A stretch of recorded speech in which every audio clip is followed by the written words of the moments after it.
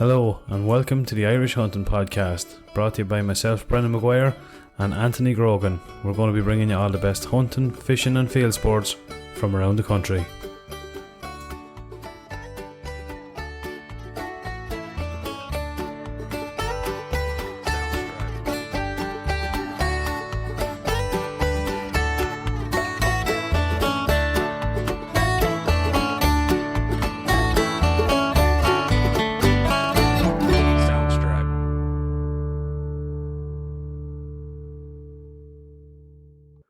Hello and welcome back to the Irish Hunting Podcast. On this episode, number 37, we will be discussing all things Lyme disease. We will have good friend of the podcast on, Barry Dunne, discussing his recent diagnosis of Lyme disease and just some of the symptoms that he occurred over the past couple of months. We'll also be bringing you a roundup of news and events from around the country, as well as our usual Let's Talk Gear segment. Hope you all enjoy. Anthony Grogan, how are you getting on, lad? I'm good, Brenny. How are you, man? Man, not too bad. It feels like I haven't seen you in years, man. Yeah, it's only been fucking 10 days since our last confession here. Absence makes the heart go stronger. That's what they say, man. Yeah, I'm hoping, and a bit of this stuff is helping, isn't it? We need a lot of this stuff. You were after bringing the goods. Left blonde. Can I just say, it's about time you brought a decent fucking beer around here, man. Look, I had this on my mind. I think I told you the last couple of days there. I've been dreaming. It was kind of hot, sticky out weather.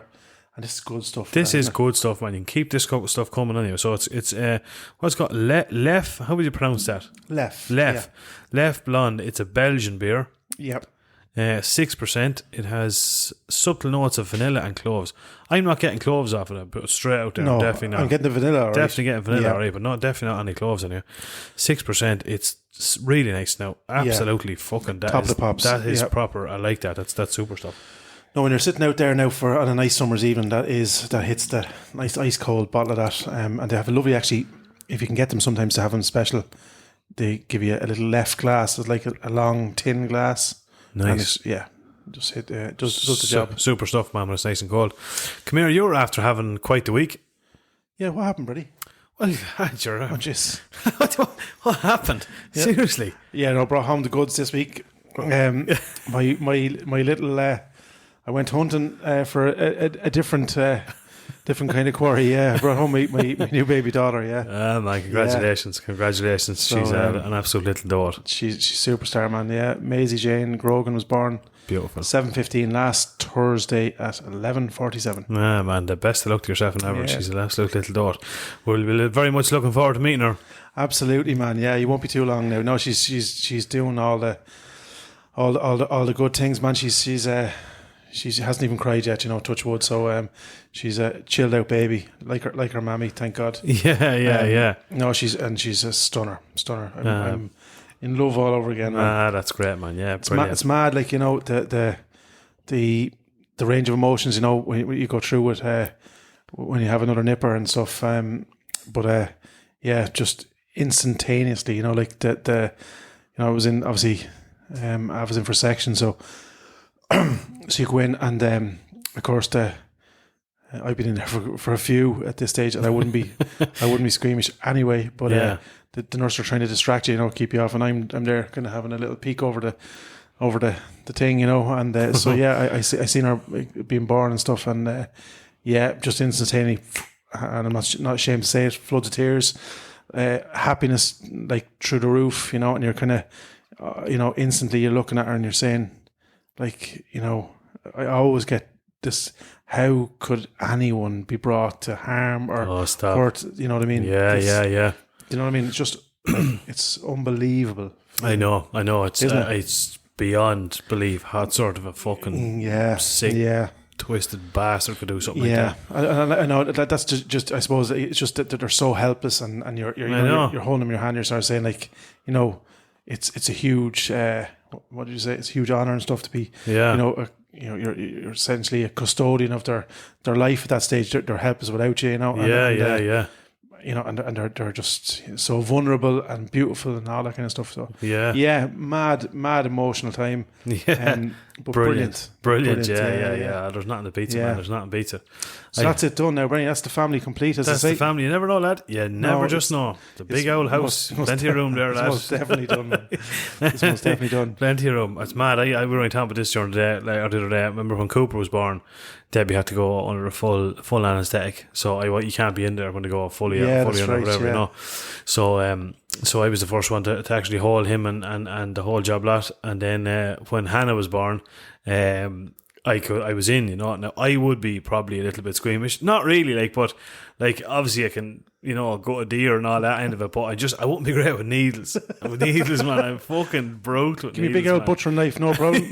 Exactly. Little bitty needle. Little bitty needle, man. Even remember the ad, like, where you're like, you think it's a needle, it's actually checking the temperature of chicken. That like fucking freaks the fuck out of me. I hate that ad. I have to give Avril an injection over the next couple of days. Yeah. Do you? Yeah. Fuck, won't be me, man. Nope, not a hope. No, I won't be able to. Sure, I remember we were in, like, and it probably paints kind of the picture of how I personally am. People get a laugh at this, but I remember being in, like, you know, when you go in and like there's a gown, you know, when the gown up and everything, and I was sitting there and like Debbie was like worried about me. She was like, "Are you sure you're alright?" I was like, "No, I'd be grand. I'd be a bother. I'd be 100%." Like she about to go in, like I have a section, and she was worrying about me. Yeah. And she was there laying on the bed and the big gown, you know, the big screen and all, and see these doctors, and I says to you, man, like all you want is a bit of reassurance, isn't it? And the nurse said to me, I was kind of having a bit of crack with her, trying to like get my mind off things, and I says to her, I said, so does any of the fathers ever faint, like? And 100% all I wanted her to say was, not at all, no. But no, she says, oh yeah, that happens regular. So I says, right, okay, that's going to be fucking me. As the blood starts to leave your face. Exactly. And she even went so far as to go through the procedure. What happens if I faint? She said, slide yourself over to the wall, and then you'll slide down the wall, like slowly, and then when we get everything, we'll go on. And I was just there, oh jeez, spice, why did I even ask, like? And then I could see, you know, that machine, like, where it's like a fucking lung going up and down, and there's all the beeping and shit going on, and Debbie was laying there, and next thing you can see you can see the lovely Christine white gloves, and next thing they're going for the instruments, and then it goes back, and next thing 2 seconds later you see this bloody white glove going back, putting down the instrument, and I just remember looking at that, and I put my head down like that. I'll never forget Debbie lying there getting tugged to bits and getting a baby extracted from her, turned around and held my hand, and she said, "Are you okay, babe?" Oh Jesus Christ! The prima donna, huh? I literally, I need a coffee. I literally put my head down. I says, "Oh, jeez, Deb, I'm not great, to be honest." Oh my God, man! Isn't that fucking shocking? Isn't it? Oh, I literally said, "Oh, gosh, no, say I'm not great." Any chance of a bit of that stuff there you were getting? This thing got his nap. I'm fucking ashamed of it. That is exactly it. But anyway, all was well. Yeah, believe it or not, that's the third time I was in for a section. The first time, obviously, I was in for a section, or I wasn't allowed in for a section. Similar to your story, it was a full emergencies. Yeah. Oh yeah.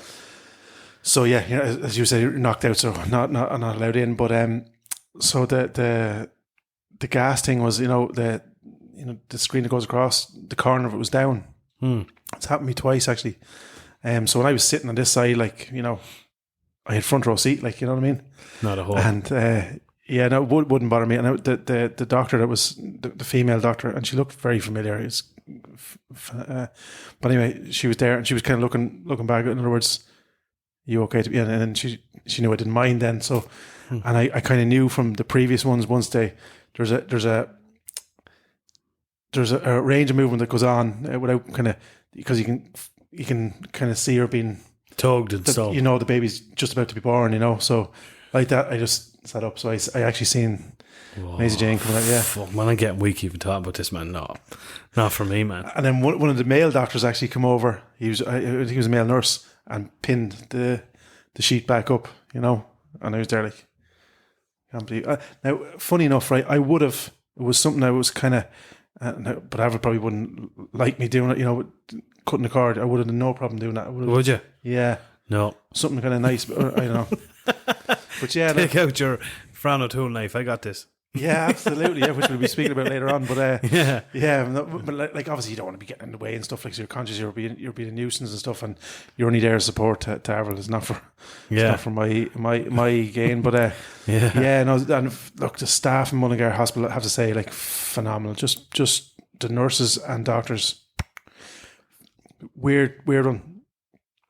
So we went into the hospital, and obviously you're up in the waiting room for the sections, and you're given your bed and stuff like that. And or Avril was, and I was there obviously. And the next thing, another couple came in, so they were obviously after us.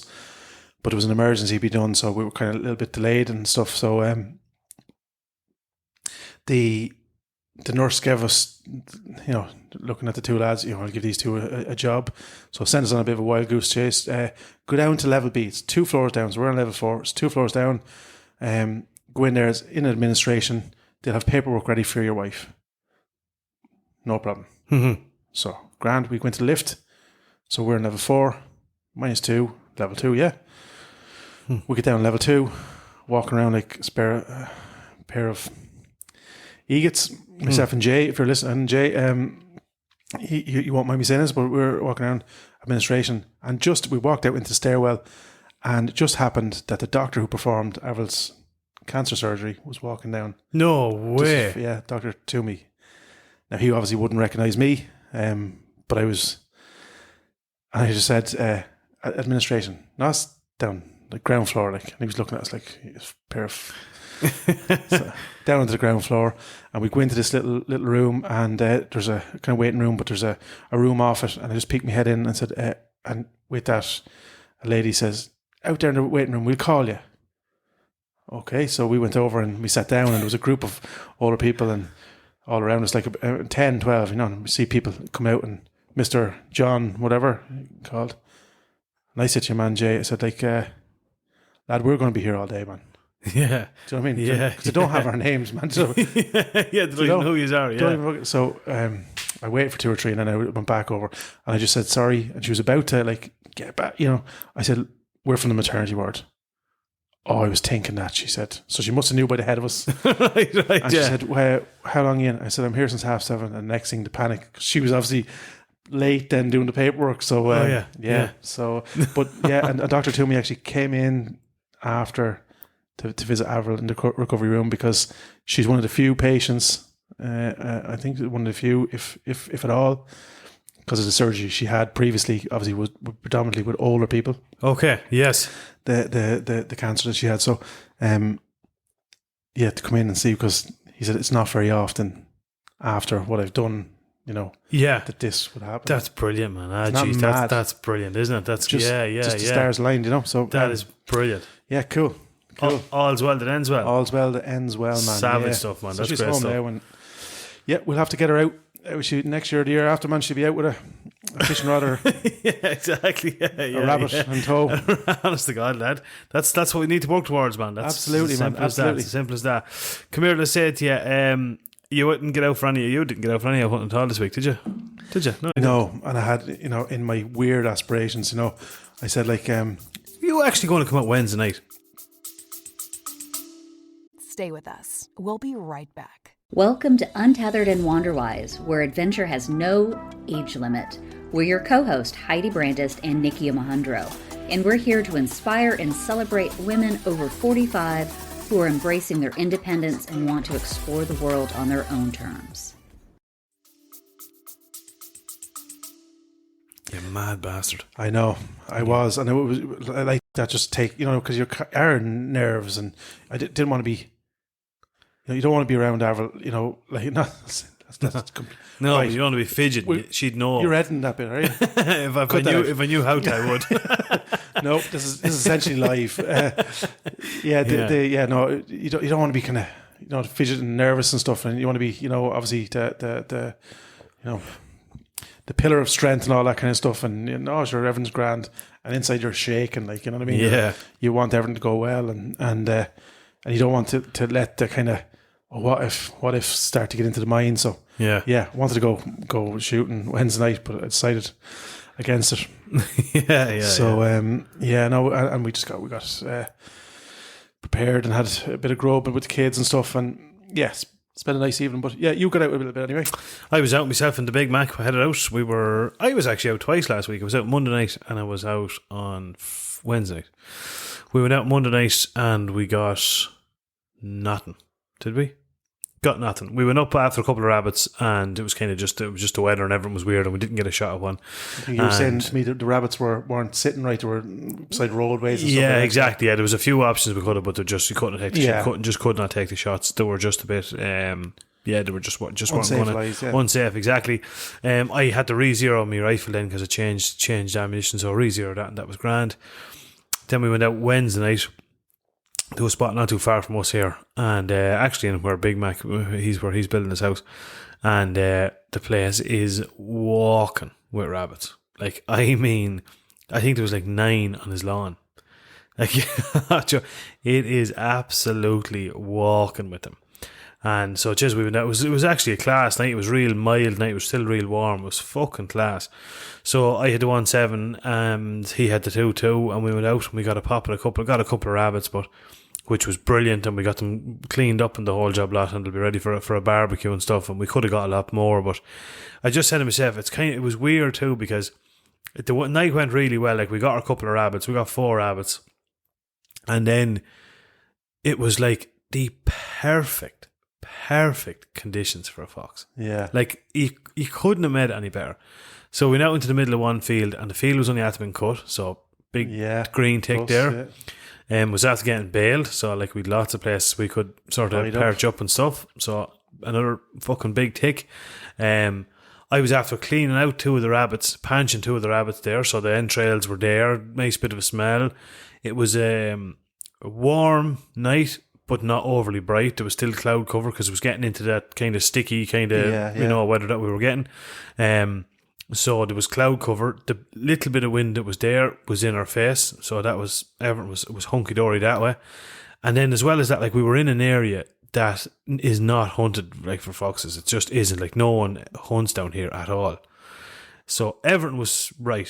I honest to God never felt so confident in my life. I even said to McKeever, I had the infrared, everything was schmick. Yeah.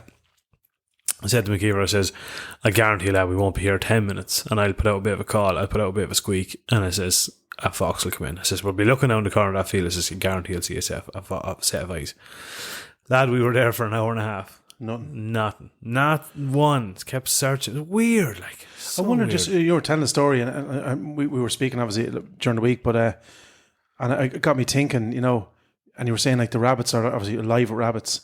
Is it because the fox has such an abundance of quarry that essentially he can go out and pick off and fuck off back to den?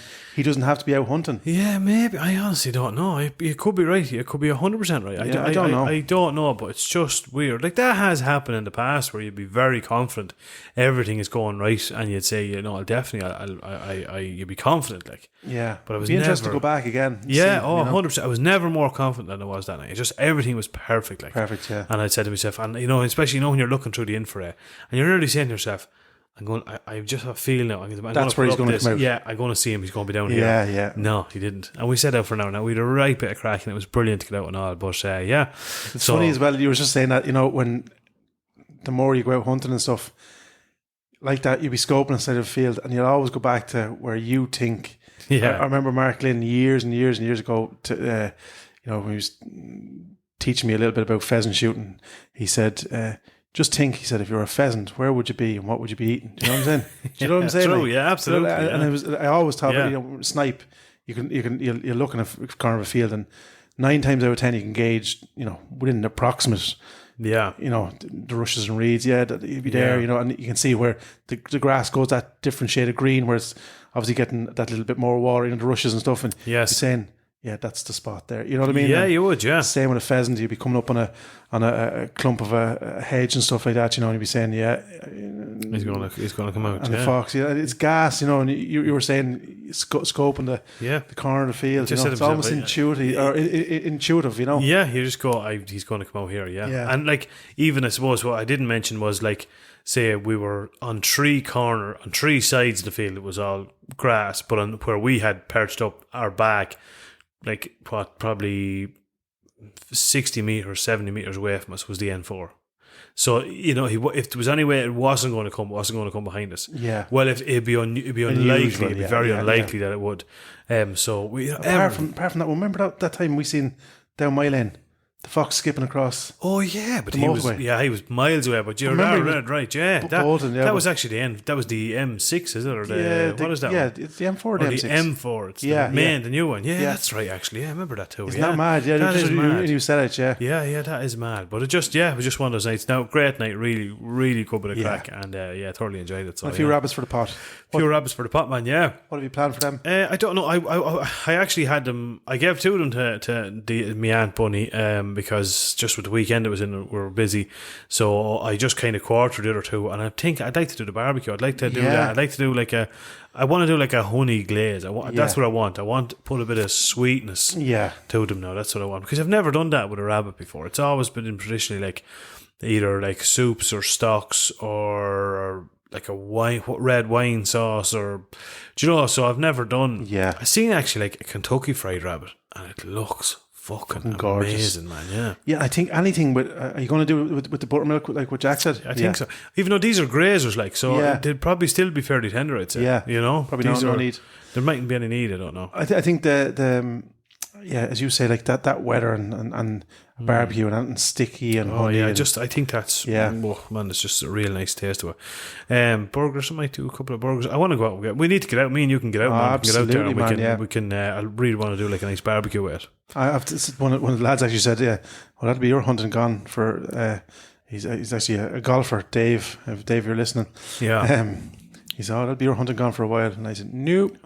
My lady is just about feeding perfectly. Her last feed will be about 9:30, 10:15. And that gives me, she's been pushed out now to 4 hours, so that'll give me 4 hours of good shooting time. Yeah. And I'll be back in for the last feed. Perfect. It's absolutely perfect. And it's good in a way because we can't stay out till 2 o'clock in the fucking morning. No more field. No. Honest to God, lad. Or there'll be no more marriage. Honest to God. Sure, even that, like last night, they say Monday night, even though we didn't get at, we were still out till 2 o'clock in the morning. And then, like, you know, then you're up at like 5:30. Like, I know. You know? And then I was. It's not getting any easier at your age either, Bernie. Like, you should be starting to be thinking about slowing down. I'm telling you, lad, I probably should have. I won't for the minute, but you'd be wrecked. So I was wrecked Tuesday, and then went out Wednesday night again, and same search 2 o'clock in the morning again. So just like a zombie, I was wrecked. The adrenaline, I don't know what it is. It's the adrenaline everyone kicks in, doesn't it? Definitely. Especially that when we were there that night, I was like, no, we're definitely, this is going to be a memorable night. We're going to get some serious foxes here. And we didn't. But anyway, we gave it a good go. I'll tell you what we brought actually, and it was interesting. We brought a camping chair. Oh, yeah. Yeah. And we sat out in the field. It was a great idea.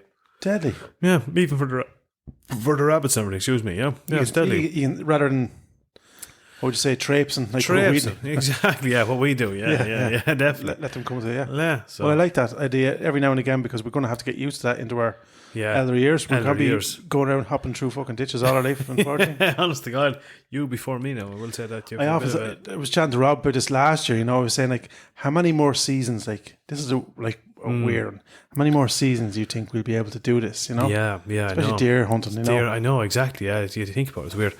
Well, I heard one thing during the week, and it really fucking, you know the way sometimes you hear like these quotes, but they actually really fucking hit home. And the quote was, you have approximately 18 summers with your kids. Yeah. And it got me thinking, I was like, I'm already seven of them with Cooper. I've already 7 of them with Cooper. You know what I mean? Yeah. You know, just when you break down that, you're like, fucking hell, that's frightening. That is fucking frightening. So make every minute count, I suppose. Isn't that the main thing? I think that's most definitely it. It's, and speaking from experience, I've a lad 20 right down now to 1. Yeah. You could nearly be my dad. Fuck off. Yeah. me and I wouldn't want to be, I tell you.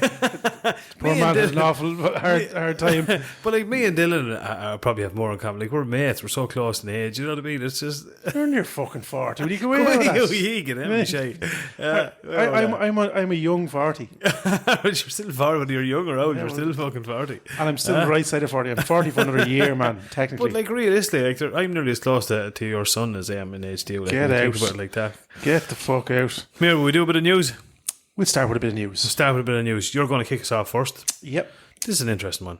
Yeah, and the guys actually have invited us down to this. We've a few things to go to, man, because but this is the first one.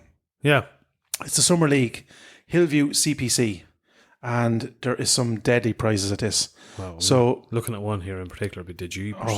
The Webley and Scott. Yeah. So amazing prizes. Win a Webley and Scott 913 Sporting 30-inch sporter. There's 3 stands of 10 sporting with a shoot off on each stand every week, plus extreme target shooting. So there's plenty for everyone here. Yeah. The first prize obviously is the Webley and Scott, and there's loads of other prizes.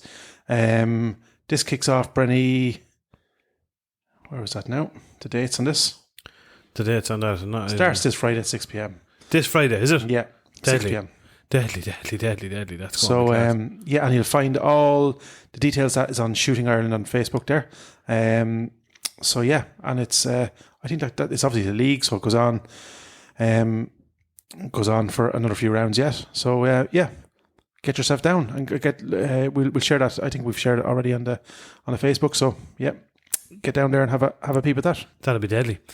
Next one I want to talk about, there's loads of stuff going on here, but this one is kind of cool. I have never heard of this before, and I didn't. It probably goes on every year, and ads are going to be like, get out, But anyway, the Shotgun Festival 2023, and it's on in the Midlands National Shooting Centre of Ireland, which we all know is the little village of Blue Ball, just outside Tullamore.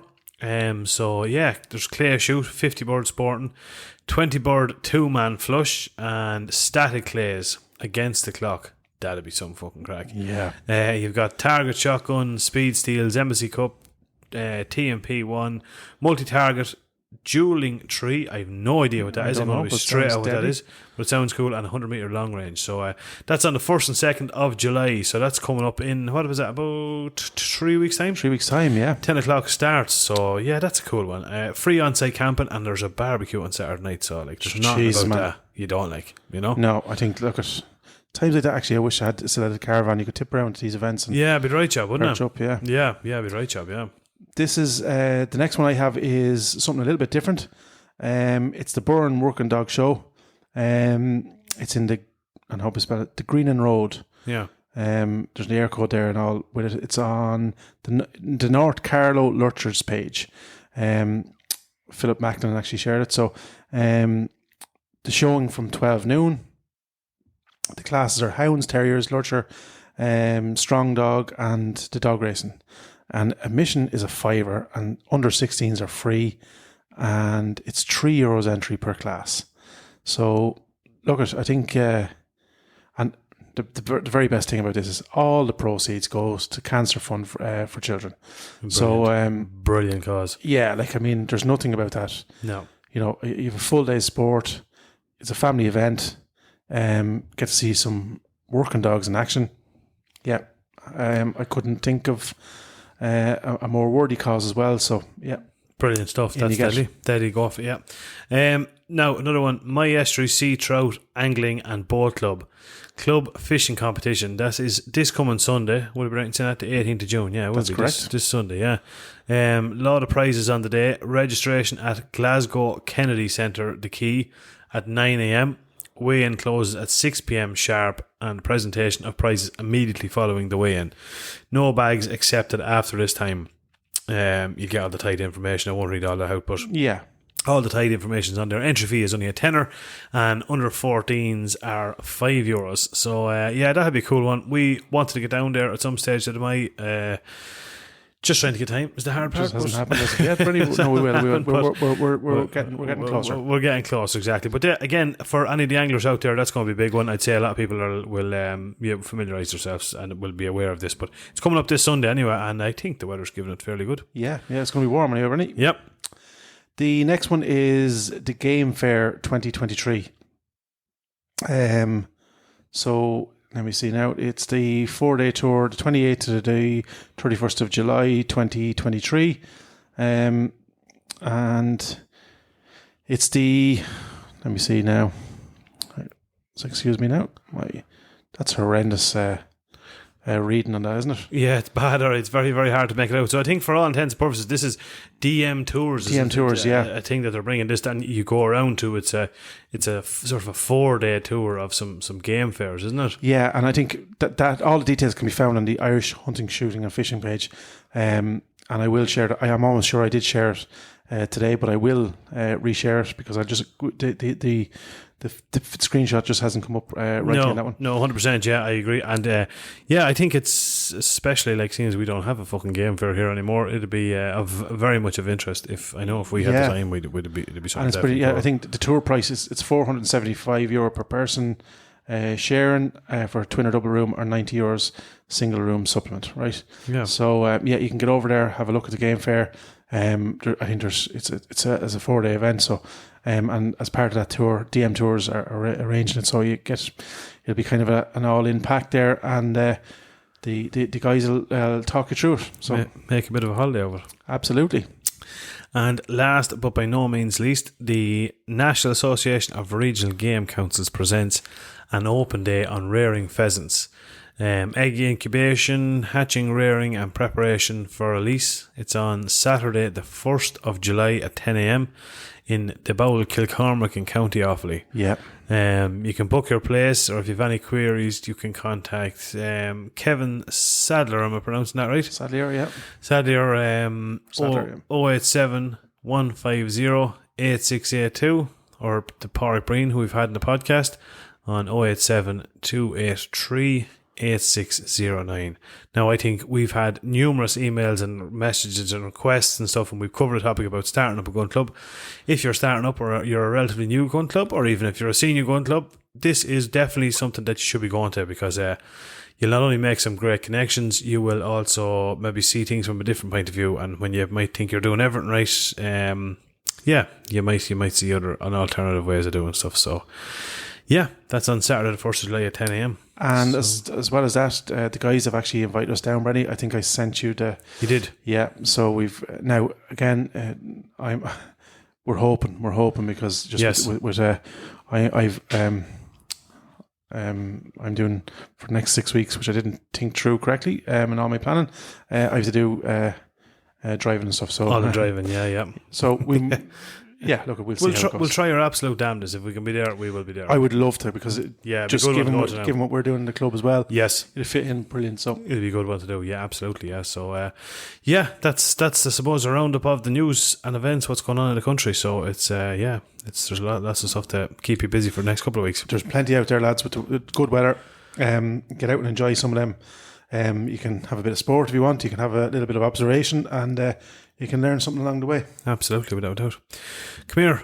I suppose the whole essence of this podcast is to talk about Lyme disease. Now, this may well be a sort of a 2-part series, or we'll probably be brushing a little bit more on it in our next podcast. We're a bit late off the traps. Obviously, Anthony's been a very busy man this week, but we have another person we want to get on and going to give us a bit of a talk on some preventive measures. But obviously, the main topic of conversation on this podcast is Lyme disease. Yeah. And we're going to bring you an interview with a good friend of mine, Barry Dunne, who has actually been diagnosed with Lyme disease. A horrific fucking story, Barry. Horrific, yeah, honestly, after, I suppose, misdiagnosis for probably the best part of 2 years. Yeah, and something that, look at, hands up, we're probably guilty of not giving enough credence to when we're out and about, you know. Yeah, absolutely. Yeah, exactly. Yeah, but we're going to bring you this interview. I think I don't know if joy is the word, but I think it'll certainly,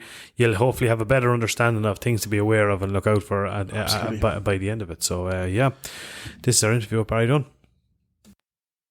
Barry Dunne, welcome along to the Irish Hunting Podcast, lad. How are you getting on? Not too bad, lads. Thanks very much for having me on. Thanks for coming on, Barry. No worries at all. Ever since the start of this podcast, you were always at me to give you a plug on the podcast. Took you to get fucking Lyme disease, man. I know. I thought it was going to be more glamorous, something shooting related or clays or something. But no, fucking Lyme disease got me in the end. Honest to fuck, lad. Holy Jesus, we're going to get into that now in a minute. I suppose first and foremost, for those who don't know, me and Barry would have been good friends for fucking a long number of fucking years back in the Oaklands and fucking Eaton area when we used to be. Back in the day when we had an opinion of ourselves. Oh, that's the folk that we used to be smoking fags around the aisle at the aisle tank and fucking listening to Nirvana and all that crack. But tell us, you were a big into your hunting at one stage. You used to do a lot of clay shooting and stuff. I was, yeah. I done a lot of clay shooting there in my early 20s. too much. I used to be Saturdays and Sundays, and I'd just be shooting. There was one particular Sunday I done 2 clay shoots, and I shot nearly 400 cartridges in one day. Like it was madness. Yeah, we used to do a lot there, down in Believer. It was more sporting. I kind of started off with the DTL, but kind of lent before the sporting, and done a lot down in Believer, and we travelled around a few places wherever there was no shoot on or that, so I used to love it now, and I think I've done so much more. It is indeed now, and I tell you, the guys you meet along the way, along the circuit, they're absolute gentlemen. Everyone's out to help you. It definitely was, and I met some great friends through it, Especially, I think that's probably a common misconception, even in the hunting community. I think in general, people who are trying to get into it and stuff, like we've been obviously blessed. We're exposed to a kind of countrywide now at this stage, and since we've started, it's even been accentuated more that the people that are in this kind of community are second to none. They're out. There's nobody. Well, look, in every walk of life, you get people who are out for themselves, but by and large, they're there to help. I think you can concur with that, Brendan, as well. Yeah, absolutely. Yeah, definitely. There's the majority. I 100% agree with you. There's the odd Fruit Loop, but you'll have that everywhere. You'll have that fucking plenty good Fruit Loops in it too. Yeah, exactly, man. Exactly. Yeah. So. Yeah, you used to do a bit of game shooting as well. I remember you were big into me, and you went out a couple of times. We were out a couple of times back years ago there, when I was shooting with the little Jack Russell that time. The best gun dog you'll ever have. I remember that, actually. She's still going strong. Is she, hey, yeah? Yeah, she is. Great little dog, but the only thing, as soon as you drop that bird, you want to be on a Honda 50, because she gets to it first, that's it. No soft mouth there, no. But all the brandings over the years. Remember, we went up. I was home on holidays from Australia, I think. And that's me and you. That's the time. Yeah, remember that? Yeah, we walked for fucking miles across bog and everything, huh? Yeah. I think I got one that day, did I, if I'm not mistaken? You did. You did. You still had the pump action that time too, didn't you? Yeah, I did that. Honestly, I still have it actually. Yeah. No, that was great crack now. But I've since got a Springer after that, and great dog. She wasn't the best dog I ever seen, but a nice little loyal dog, and she'd do what you wanted her to do, and I was happy with her. And she since broke her leg, and that's it now. So she retired. Oh shit! She busted her kind of her shoulder and that. And I think it's kind of common with the Springers. It can easily be done.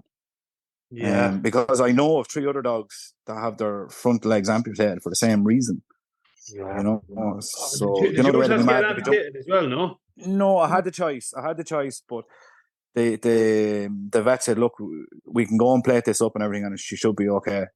So we just went with that. Now it was expensive. It was something like $2,500. But listen, money's nothing when it comes to an old dog, Oh yeah, I'd rather give her a chance than leave her with 3 legs, Yeah, absolutely. I know, 100%. Yeah. Since then, I haven't done much, So that's no. You've been under a bit of pressure, and I suppose I see you were talking to me here a couple of weeks ago, and this is what this whole episode is all around. We're going to be kind of based around, and it's something that it's always in the back of both our minds. Obviously, doing the deer hunting, we'd be fairly exposed to it. But it's one of those things you hear lots about, but I haven't known anyone that's been diagnosed with it. No. Of course, we're talking about Lyme disease, and then you gave me a shout. And when you sent me a message on Messenger, I thought it was one of these scam things because it came up. I've added you to this group, and I was like, "What the fuck is this?" I didn't know what it was, and then you said you were been diagnosed. So of course, I fucking picked up the phone straight away and fucking gave you a ring and have a chat. But talk us through. I suppose this has been going on a good while.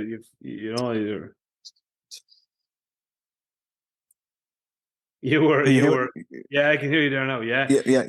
You were obviously I think you were telling us earlier on. You initially thought you had COVID. I suppose that will start from there. I suppose you were diagnosed with COVID. I got So back in February 2022. Near the end of it, I got COVID. Wasn't too bad, the usual few little sniffles and an old cough and a few aches and pains here and there for a day or two, and that was it, Yeah. And then all of a sudden, a few weeks later, I started getting dizzy, kind of a drunky feeling, of dizziness. It's not like vertigo stuff with spinning or anything like that. it was off balance kind of feeling, you know, when I was going up against something, or say up against a counter, or up against something, or I was kneeling on the ground and I went to pick up something. It felt like I was drunk and I was going to continue on going. So I was like, right, that's not right anyway. And I got over the counter medicine for vertigo and stuff like that, but I might have been taking Smarties and I did nothing. So at the same time that was kind of happening, I started getting, you know, a lot more fatigued and a lot more tired. You know, I was like, yes, what's going on here now? So all of a sudden I got a panic attack one day, a real bad one. I was just after coming out in off the bike, I think one of the evenings, and I got a woeful panic attack and it lasted for about 2 hours. And that was a real start of downhill from there. When you say, sorry, Barry, when you say panic attack, like was it like shortness of breath, or was it like anxiety? Unexplainable. Unexplainable panic attack. It was just pure anxiety, fear of overwhelming doom kind of come over me, and same thing. Heart rate went up, and I felt like I wasn't able to breathe, and it just feels like something's going to happen. You're going to pass out or something, you know. That's kind of what was happening. And that lasted for about 2 hours. I remember being on my own in the house, and I was nearly going to ring the sister to come up because I didn't know what was going on, you know. But it passed anyway, and it kind of went downhill from there. Then the weeks after, I got woeful anxiety. I mean, I've never felt anything like it in my life. Just overwhelming doom and gloom. The whole, like, everything was an issue, you know. Anything, I just thought the world was going to end. From the smallest thing. Exactly. Even if the phone rang, it nearly let me out. I was like, oh, Jesus, it's doom now. Who's ringing me here, you know? But I just couldn't explain it, why that was happening, you know? Like, because normally I wouldn't really give a crap, you know? And the dizziness was getting worse along with that, and so was the fatigue. And I got to a point where I was going to work, just barely getting through a day's work, coming home, getting into bed for 2 hours, getting up, getting to dinner, going back to bed at 10 o'clock just to have enough energy to make work the next day. And that's kind of what was going on, you know. And I just want to say, just there, like, I know you since we're fucking probably 11 or 12 years of age. And one thing, like, Barry is an animal, you would work around. I know that for a fact. You would work around the clock, like. Oh, so look, I went from working 6 days a week there, and I do 3 or 4 evenings Nixon there as well, you know, for 3 hours. And if I got a free Sunday away from the missus, I'll be out on the bike as well for the day. So that's kind of where I went from, you know. Yeah. But yeah, so it all went downhill to there. I started then getting these shakes and vibrations in my body as well. I was putting that down to the total weakness, you know, just not having the energy, and my body was just shaking because I just hadn't got energy, you know. Yeah. Along with, I was getting cold feet, clammy cold feet, sore hands, unbelievable brain fog. Like, it's like having a migraine but not having the severe pain of a migraine. You know, it's like you know, it was like that sensation of a migraine in your head, but not with the severe pain. My eyes kind of deteriorated as well. You know, you lack of concentration, ability to concentrate. Absolutely, all of that. Yeah, all of that. Just couldn't put things together. Normally, I'd be very snappy and smart, and I just couldn't put things together. And it was just like, oh, this is not me. You know, what the hell? And what was going through your mind, Barry, at this, like, when like, obviously you had the COVID, as you said. Like, were you kind of dismissing it as, geez, this is a bad dose of fucking COVID at that time? What was that going through your mind, or were you thinking there's something more sinister at fucking play? No, long COVID was going through my mind. It was, because I would have been, you know, reading up a few articles, and there's a couple of groups on Facebook there. I was watching what people are saying, and very similar symptoms, you know. So we're going into the GP a couple of times and back and forward and getting certain medications to try to control anxiety and this, that, and the other, but it was not coming down, you know. And I went back in again to her and I was like, look, there's something going on here that's triggering us. If, you know, the medication for anxiety is not kicking in, it's not working. Like, there was 6 months there where there was nothing happening. The anxiety was nearly getting worse. So, of course, GPs, they give you... give you more, you know. They wanted to just keep going up and up and up and up, and I wasn't happy with that. I didn't want to go that route because I just felt in my own body there was something triggering this. There was something happening, and with them in around that time, I was going to a long COVID clinic as well, publicly, and not getting any really answers off them as well, saying, "Oh yeah, it could be. We don't know. No one knows." This kind of thing, you know. So again, I've seen ENTs. I've seen a hepatologist, I was seeing an audiologist, I was in a balance centre for the dizziness. I was all around the circuit. I just had enough of it, you know. So that leads me what you touched on last week, a TikTok video of all things set me off. You know, it was as simple as someone saying she was in a hospital bed. She said, I'm suffering, the doctors say I'm suffering with anxiety. Turns out it was Lyme disease. And I was like, what? And with a couple of other videos she had, more symptoms made sense, and this, that and the other. And again, back onto trusty Google, and lo and behold, you know, it turned out, yeah, there were like for like symptoms, you know. You'd never I wouldn't have thought that at all. No, I never would have, never came into my mind. I heard of Lyme disease years ago, but never, not in the last 12 years have I heard about it or anyone talking about it or anything, you know. So you mentioned something there about, like, and I probably similar to yourself, Brenny. Like, if somebody mentioned Lyme disease to me, I would thought, like, you know, the tiredness would have been one of the symptoms that I would have heard about. But the anxiety and the never heard of anxiety. The dizziness and the doom, like, you know what I'm saying, almost a kind of bordering on depression like symptoms. You know what I'm saying, like irritating. Yeah. That's the thing. That's the thing about this Lyme disease. It's a sneaky bacteria.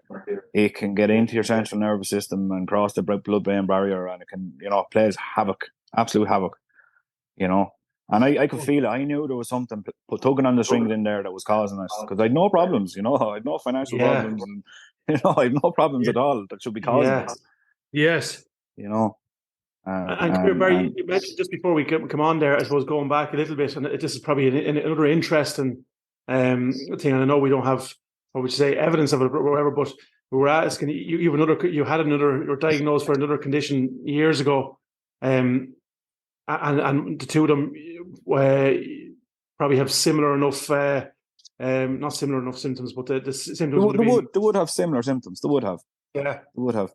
Again, yeah. So I would have been diagnosed in my mid-20s, maybe 25, 26, with hemochromatosis, which is basically your body has too much iron and it resorts to storing it into your organs and your joints, and so it can lead to arthritis. It can lead to, you know, organ failure and this, that, and the other. But again, the symptoms for that is fatigue as well, and sore joints, and you know, I had stomach problems that time, and that's where it led to the hemochromatosis. But it can spike your ferritin levels up real high, which is, you know, your body iron levels, and so can Lyme disease. So, you know, that's thinking back. This could be part of it. You know. Yeah. So then, obviously, we were saying, so you had a look at TikTok, and this sparked your interest. I know the type of person that you are. You had said, well, Jesus, I'll go and look into this now. You done your research and you came to the conclusion, right, I need to investigate this further. Yeah, that's what it was. After doing a lot of research online and Googling symptoms separately, not as all as one group, and separately, you know, and I read multiple articles about Lyme disease and what it can do, and you know, with the dizziness, with vertigo, with problems with inner ears, it you know, gets into your nervous system, can unbelievable panic attacks, and anxiety is part of it as well, and you know, it just all made sense. And so eventually it led me to send bloods away to Germany to get tested. Right. In Germany. Yeah. Germany. There's a lab in there, I think they're called Armin labs, and they're kind of the main labs in Europe that would test for certain antibodies and everything that these bacteria produce. And lo and behold, a week later, probably quicker than the Irish system, it came back and it was positive for Lyme disease, you know. And Barry, just on that, did you have to send that away yourself, or was that through the medical system here? No. I was able to refer myself to that lab, and they send you out a kit.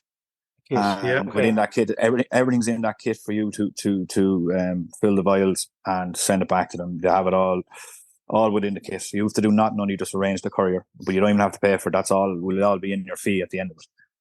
Okay. You know, it's very, very simple. Very, very simple, and a great service.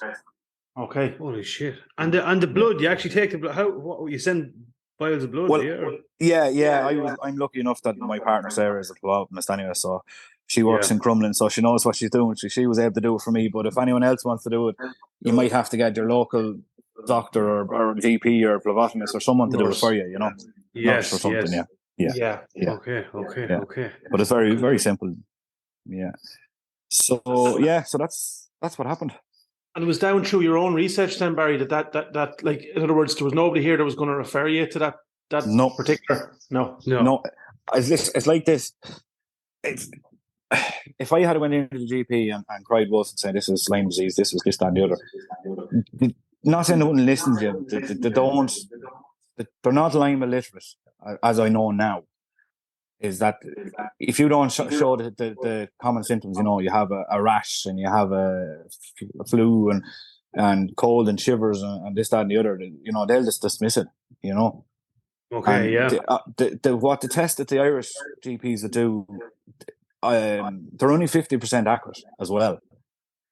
Okay. I think it's a Western blot, I think it's called, or whatever. There's studies on that to show us that come back false negative 50% of the time.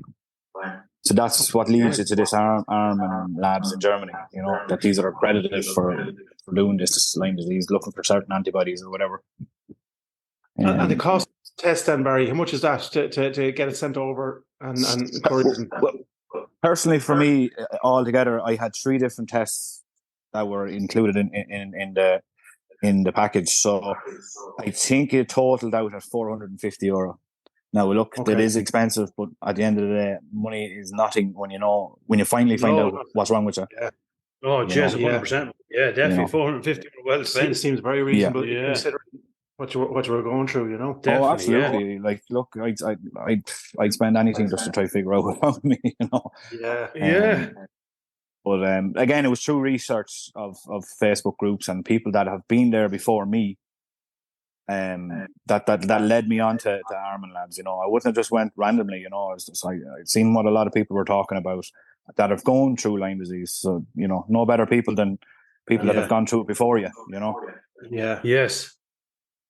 And in your experience, then, Barry, through talking to other people, is there a range in severity of symptoms? So in other words, like, do some people suffer, may have carried the disease, but mightn't have got as bad as symptoms as you, or might have taken longer to progress to the symptoms? Do you know what I'm trying to get at? Yeah, absolutely. Yeah, it seems to vary a lot in people, but very similar. So a lot of people can get Bell's palsy from it. Okay. That's one symptom. Yeah, it's a huge sign. A lot of people can get that. Now, I didn't get it, thank God, but I did get sore cheeks and sore jaws, random pains in my front face for no reason. Bell's palsy is just like almost like a droop of the face, paralysis, partial paralysis, is it? Or? Exactly. Yeah, people would nearly mistake it as a stroke because it looks similar to it. Yeah. And a lot of people then would have severe joint pain. Now, I had that have it over the years. I could have put down the wear and tear, got on my nose, but I do have sore hands, from my hands right up past my elbow, both sides. The muscles will be very sore, and my hands do come you swear you broke your hand sometimes with the pain, sometimes.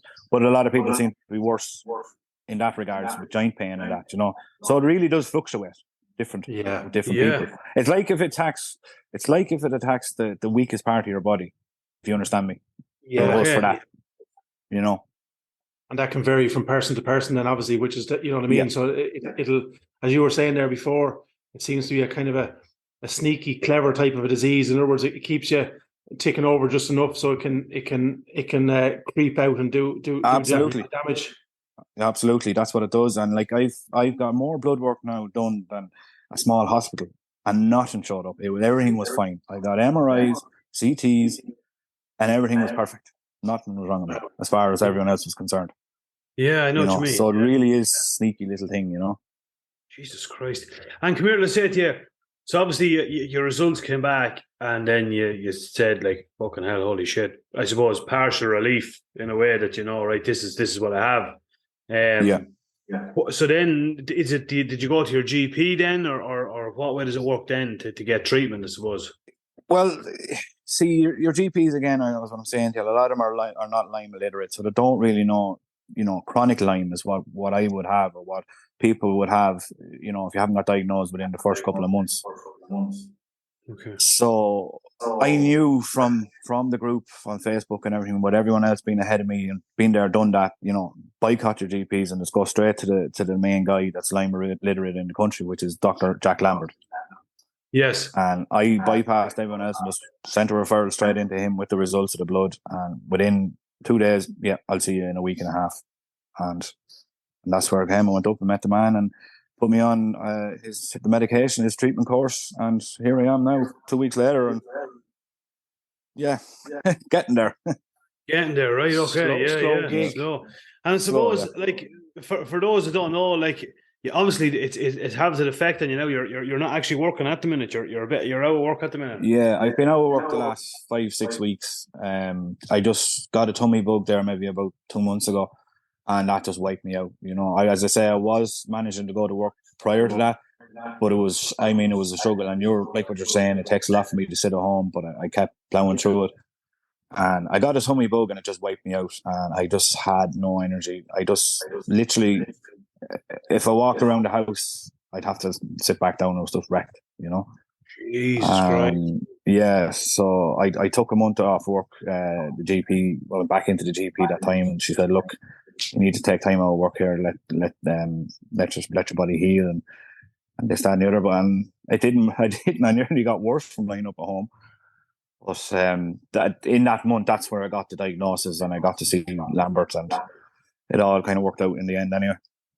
There's almost like we were chatting again off air there, but there's I know from my own childhood, you know, we all grew up in the country here, you know, and like that, we'd be out playing in, you know, long grass and meadow and all that kind of stuff. And I remember, like vaguely, I just spoke to you about, I think it was an old type of a remedy. I think with you know, like a burn, like a hot implement was, you know, to kill the tick or something. Now I don't know whether that was medically correct to do that or not.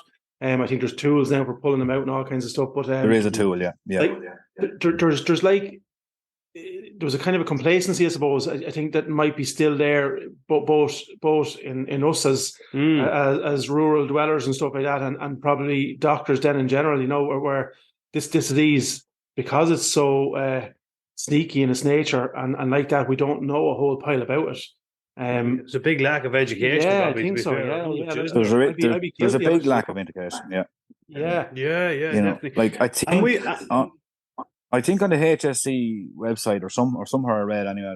Don't quote me, but I reckon 50 to 100 people a year get diagnosed with Lyme disease, and realistically, it should be up around 2,500 according to Jack Lambert, which is, as he's the main advocate for Lyme disease in Ireland. He's been to the Oireachtas and debated it, and he speaks out about it, you know, and he kind of gets a little bit of backlash for that too, off the medical profession. Yes. But I believe him, you know, because all them symptoms can mimic as something else, you know. A lot of it, like multiple sclerosis and all sorts, fibromyalgia, you know, all these things are being misdiagnosed, you know. Rheumatoid arthritis and stuff. Yeah, definitely. Chronic fatigue syndrome. I've seen people there and talked to people, you know, that got diagnosed with rheumatoid arthritis, like you're saying, you know, fatigue syndrome, all this stuff. We're all misdiagnosed.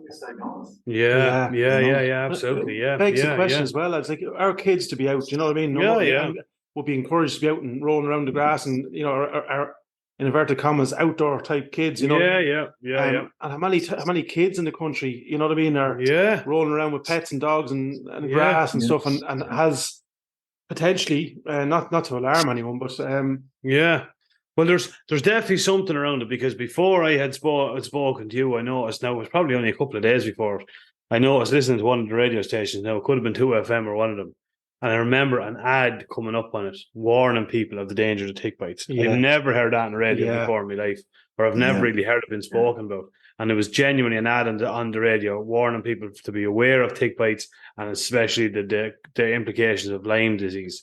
So there's obviously now at this stage, there's a bit of, I suppose it's getting a bit of traction, and people are starting to go, well, fucking holy shit, we need to be a bit more alert to this, you know? Yeah, I definitely, and that's part of the reason I'm on here now with you, is make it aware, because I didn't really know anything about it. I never really heard about it until, you know, years ago. And now that I've done my research and see everything about it, like it's crazy the amount of people that can get mixed diagnosed for some other treatment, and realistically, it is Lyme disease, you know, because it's hugely common now. The States is overrun by it, you know. I think the northern part of America is chronic. It could be like 200,000 people a year get diagnosed with it. Don't get me wrong, but it's something like that anyway. And just on that, but it's not every tick that carries it. Is that correct, or is it? No, it's not. not every tick carries it, but again, the tick doesn't even need to bury its head into you. You know, it literally only needs to bite you. Okay. And that's enough to infect you. You know, there's no evidence to say it has to spend a period of time attached to you. So even the You know, traditional the checks and making sure there's no tick on you, that necessarily won't cut the mustard here, because you could have been bit numerous times and not have a clue that you're after being bit. Yeah, that's true. Absolutely, yeah. Because I think the bullseye rash can only come up in 50% of the people. You know, that's the common sign is the bullseye rash, but realistically, only 50% of people get that rash. So then, if you don't get that rash, you're not going to know you're a bit. Really? Yeah. You know? Yeah, well, I actually remember listening to another podcast going back a while ago, and I thought it was one of the strangest fucking things I'd ever heard. And the fella was saying that if you found a tick on yourself and you remove it, remember the date that you saw it and keep inspecting it. And if you start to get a rash around your body or around it, or you get that bullseye rash, go to your GP and then they'll go about giving you antibiotics. Well, I would be firmly, and I'm not one for fucking taking antibiotics now, but I would be firmly of the case of if I saw a fucking tick on me, I'd bypass the wait in a couple of days to see if it progressed. I'd just go and get the fucking antibiotics. Yeah. See, I would, man. I probably would. This is not like a tonsillitis or something. This is something that could be debilitating. Yeah. And I wouldn't just take the chance. I'd say, let's just fucking give me them. Fuck. There's a good question. Will they hand them, like if you have a tick bite, will they hand out them antibiotics for that tick bite? I don't know. It's hard to know, but I do know if within the first couple of days, if you got a course of antibiotics, you're nearly guaranteed that it's gone. It'll wipe it out. Yeah. So if they don't, they fucking should. Yeah, definitely. The longer you leave it, I think there's 3 stages. You have the bite, and then you have the medium to low risk in middle part of it. There's a name on it, I forget it, but then you have the chronic stage where I'm in. So within the first couple of months, you really need to get it addressed, because the longer you leave it, the harder it is to treat. Like, I've seen people that have been on antibiotics for 2 years. Jesus. Some people have been a year on it there, along with other supplements and everything. Now, my first course is 2 months. I have to go back, and then I'll probably get a rescript, because they tend to change up the drugs, because again, the bacteria gets nearly immune to the ones you're on, so you kind of have to trick it. Okay. Mad. Holy shit. Just what Brenny said there about going to the doctor, we would be, we've mentioned a couple of times in the podcast, men in general, and I don't think we're generalizing here, we're horrendously poor at looking after all aspects of our health. Oh yeah. And like what you said there, for the sake of going to the doctor, as you said, mark the spot, say, look, I got bit there, it was a tick. I need to get this sorted. Yeah. And I suppose my worry would be that of the lads that are out there, kind of, out in the countryside, they tend to see big, strong, hard, the world won't, can't knock me type. You know what I mean? We're all kind of guilty of that. You feel kind of invincible. I'll be grand. Sure. Yeah. But this is the other side of it. Like you're the epitome of that person, and it's wiped you from your livelihood at this stage now. Your mental health was severely affected. You know what I mean? So this is not something to be messed around with. Yeah. No, 100% agree with you. It's not like, as you were saying, I was kind of the tick attitude. I wake up the next morning, I'll feel better, I won't go to the GP. And I kept doing that for weeks and weeks and weeks, till I physically nearly had to be stretchered in. Yeah. And we're all guilty of that, I suppose, as you said, men. But as you were saying, the sooner the better. As you were saying, mark the spot or whatever, and get into the doctor straight away and say, I would. Yeah, I think so. Yeah, and I just have to reiterate as well. Like, obviously, I know you, and for people that are listening to this podcast, you are a fucking animal to go. Like, there's no mistake about it. Like, I'm telling you here now, that man is. You're probably understating some of the symptoms. Yeah, do you know what I'm saying? So Benny was telling me beforehand, like if you're sick. And it's not you are like very Yeah, sick. anyway, you won't be allowed You know? now to take a day off because he'd have a fucking Cold or snuffly flu or nose or something, cold yeah, or yeah. flu. No, You never used to- was. Never was. I remember you finished school in third year and you're working and you never fucking stopped. Like, you're a whore to go. Like, I often remember you doing work, starting work at 6 o'clock in the morning, finish at 6 o'clock in the evening, go home, get a bite to eat, back down then, and maybe be laying floors in someone's house at 11 o'clock at night. That's what I done, and that's. I was kind of lad that live to work, not work to live. I just something about working and keeping the head down. That's what tickled my fancy. And I always loved kept busy and kept going doing something. So it is mentally hard now that you're sitting up and you feel like you're useless and you can't do this and you can't do that. And the other problem is everyone looks at you and you look healthy. You look healthy, but from the inside. But from the inside, there's something going on, and people don't understand it to a certain degree, and that can annoy me too. And I know. it's frustrating. It's frustrating. It's frustrating. Absolutely, yeah. If you have a broken leg or a broken arm or something, you say, "Look, I obvious. can't do that. The leg is broken. That's it. Yeah. I'm out for 6 weeks." Yes. Whereas with this, like we're looking at you here now on the screen. Yeah. By all accounts, you look, healthy and well. Do you know what I'm saying? And I'm presuming anyone who doesn't know you be looking, geez, what's he? This, and of course, in the back of your mind, that's playing like, here I am, not being able to do what you live to do, as you said. And the mental side of that, it's horrendous. It is. It's tough going. I won't lie to you. But look, I've great people around me and family and friends, and keep you pushing and keep you going, and that's the main thing. Yeah. And you're coming the right side of it. You've got the diagnosis. You're on the antibiotics now, so you have a clear path of what you need to do and to get over it. To get it over. But it's a rocky road ahead. It's no walk in the park either. To let people know. This could go on for years. It could only go on for months. Everyone's different. But the main thing is Lyme disease is serious if it's not caught early. It can cause havoc on your life. And you really, really need to, educate yourself and don't take the risk that I did. Don't leave it to the last minute. Respect, yeah. And with that note, boys, I was lucky that I, caught this within, the 14 months of starting to get sick. Like, I've talked to people on the groups there, and they're 6-7 years into their torture before they get diagnosed. Yeah. There was one lady. She was 20 years. Jesus Christ, man! Yeah. That's you're looking around locally and nationally here. For like what you were saying there. Like, if you aren't, as Brenny says, you're once you get something into your head, you're a devil for researching and all that kind of stuff. But if you weren't that way inclined, like if you were kind of one of the people who, as there's plenty of, put their trust in the first GP, and you just look, this is it, Honestly, you could easily find yourself 10 years down the line. Absolutely, definitely, definitely. It was just by pure fluke, boys. That happened to me. That I clicked with that video, and I researched. Other than that, God only knows where I'd be still blaming long COVID. Or something in the line of that. What's going on? Or the next ailment that came your way, you'd be kind of, was only over COVID, and I got hit by the tummy bug, and that's not me. You know what I mean? So kind of, there's always something else to blame. Yes, yeah. He said there's a range of kind of symptoms. Yeah, you have I think you have a for people listening. Yeah, I'll just go through a quick run through, of some of the kind of not so typical symptoms. Mm-hmm. Yeah. So number one is the rash at the site, so the bullseye rash, where just said unexplained hair loss, which Brendan might. Holy fuck, lad! Holy fuck! My own thinning out as well, unfortunately. Would unexpected shooting accuracy be or inaccuracy? Here, that's absurd.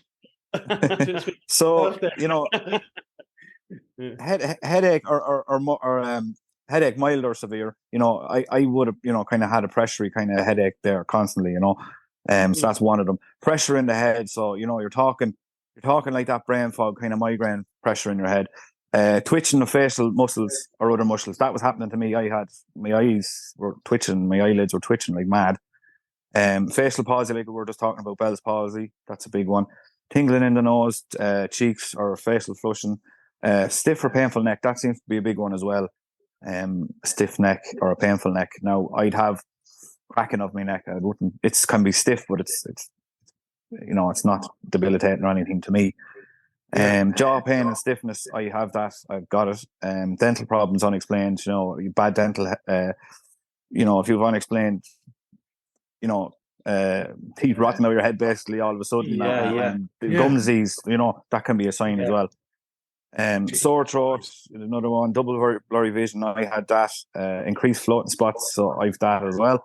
Pain or swelling in the eyes or dry eyes. Again, I had dry eyes. Sensitivity to light, can be another one. So you can kind of get flashing lights or kind of phantom images in the corner of your eyes. Again, that was happening to me. I was getting like a little dart of lightning to the peripheral vision every now and again. I thought I'd see something and look over there. It was nothing, So that's one. Buzzing in the ears, tickness in the ears, pain in the ears, sensitivity to sound. Diarrhea, constipation. So I had problems with me bowel movements there for a long time. Irritable bladder, upset stomach. So again, that goes back to me back in my early 20s. The upset stomach. Again, it could be totally offbeat, but if I contacted, I'm suspicious if I had Lyme disease from my early 20s. This could be related to it or might not be. So another big one is bone pain, joint pain, swelling, carpal tunnel syndrome. So I have that. I'd have sore hands up past my elbows, and my hips down to can be sore as well. Along with I had a unbelievable blowout on the knee in early 2022 as well, and for about a week, and couldn't understand what it was from, and I couldn't even sleep at night. It was that painful. So that could have been another symptom there, muscle cramps, shortness of breath. Again, I had that. Chest pain in the ribs, I had that as well. Night sweats, again, I had that. Heart palpitations, I get that as well. Tremors and unexpected shaking, again, I got that as well. Weakness and fatigue, chronic fatigue, numbness and tingling in the body. Poor balance, dizziness, difficulty walking. Again, I had dizziness and poor balance. Increased motion sickness, which I get that when I'm driving. Lightheadedness, wooziness, mood swings, irritability, and rage can be another one. Unusual depression, so there again we're touching on the mental health there. Derealization, so again that's kind of like the brain fog and feeling like you're not there. Panic attacks and anxiety, so there again that relates to me. The list goes on here, lads. I can stay here for another 10 minutes going on. Jesus Christ, man! And you don't have to have all of these. Like you can have just a handful of these symptoms might show up in some of these cases. So yeah. And it's unusual as well. Like some of the symptoms you're naming there are also symptoms of other things. I know you're saying there about the light spots out of your eye, tremors, partial paralysis. Like people that may or may not know, that's a sign of actually a brain tumor of sorts. That can be a telltale sign of something that you're suffering with a brain tumor and stuff like that. Obviously you're saying about the muscle pains, the joint pains, and night sweats and stuff like that. Like you look through some of there's a lot of stuff out there that can be certain cancers. We can give you symptoms such as that. So there's a lot of stuff going on there. It's I think there's a lot to take in. There's a lot to take in, And any idea, like I know it's probably impossible. Like obviously I know you used to do a lot of hunting, so you'd be exposed to obviously like long grass and fields and stuff. We both did a lot of motocross in our day, which would have been obviously out in bogs and fields and tracks and all that. We'd be lying on grass and I suppose you don't really know where you got it. You've no real idea. I spent countless hours lying on the couch thinking about it and trying to cross-reference old symptoms and when it happened and this, that and the other, and God only knows, I could have only contracted this in the last 16, 17 months. I don't know, or I could have got it in my early 20s, or I could have got it in my mid-20s. I don't know, but all I know is that I as you were saying there, from hunting, like there's countless days I used to be on hedges decoying pigeons. Yeah, countless days. We used to be in meadows, in ditches sitting up, out lamping at night time. You're the same thing. You'd be in hedges and you'd be lying down on grass trying to get a shot. These things are everywhere, guys. They're everywhere. They're on foxes, they're on pheasants, they're on pigeons. Don't think that it's just the deer. It's not. I've seen them on pigeons myself. And they can be on pheasants as well, and they can be on foxes. They can be on anything that's outdoors. These guys can be on them.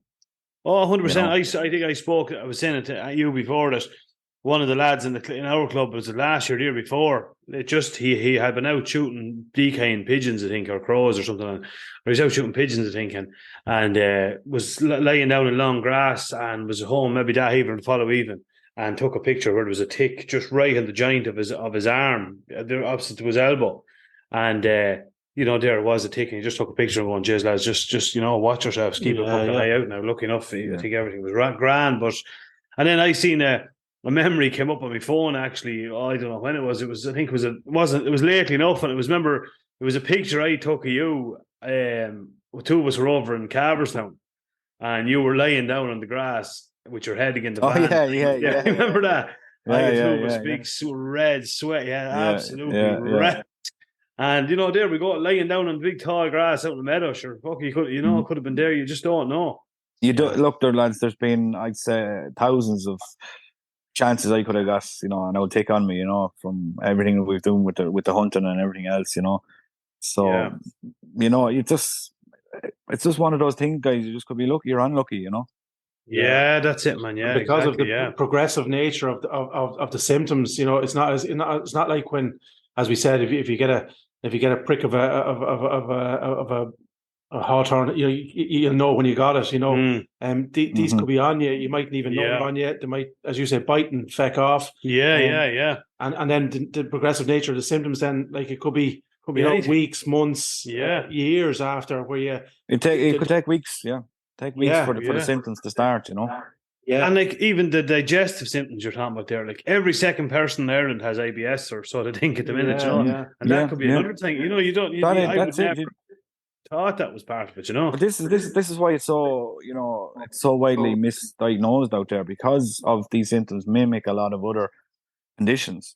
That's where you're getting everyone's getting misdiagnosed, and it's kind of like my gut feeling, and listen to your body. Your body's telling you something.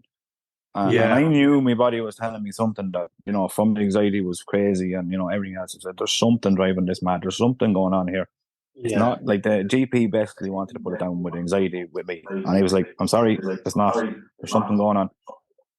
Yes. And, I listened to myself. And I educated myself. And lucky enough, this is what came up, Lyme disease. Yeah, absolutely. And that's what we're trying to do here now, is make it aware to people that if you have a number of symptoms and you can't figure it out or you're getting misdiagnosed, maybe have a peek at this. Have a peek at this. And there's a great website there, TikTok Ireland.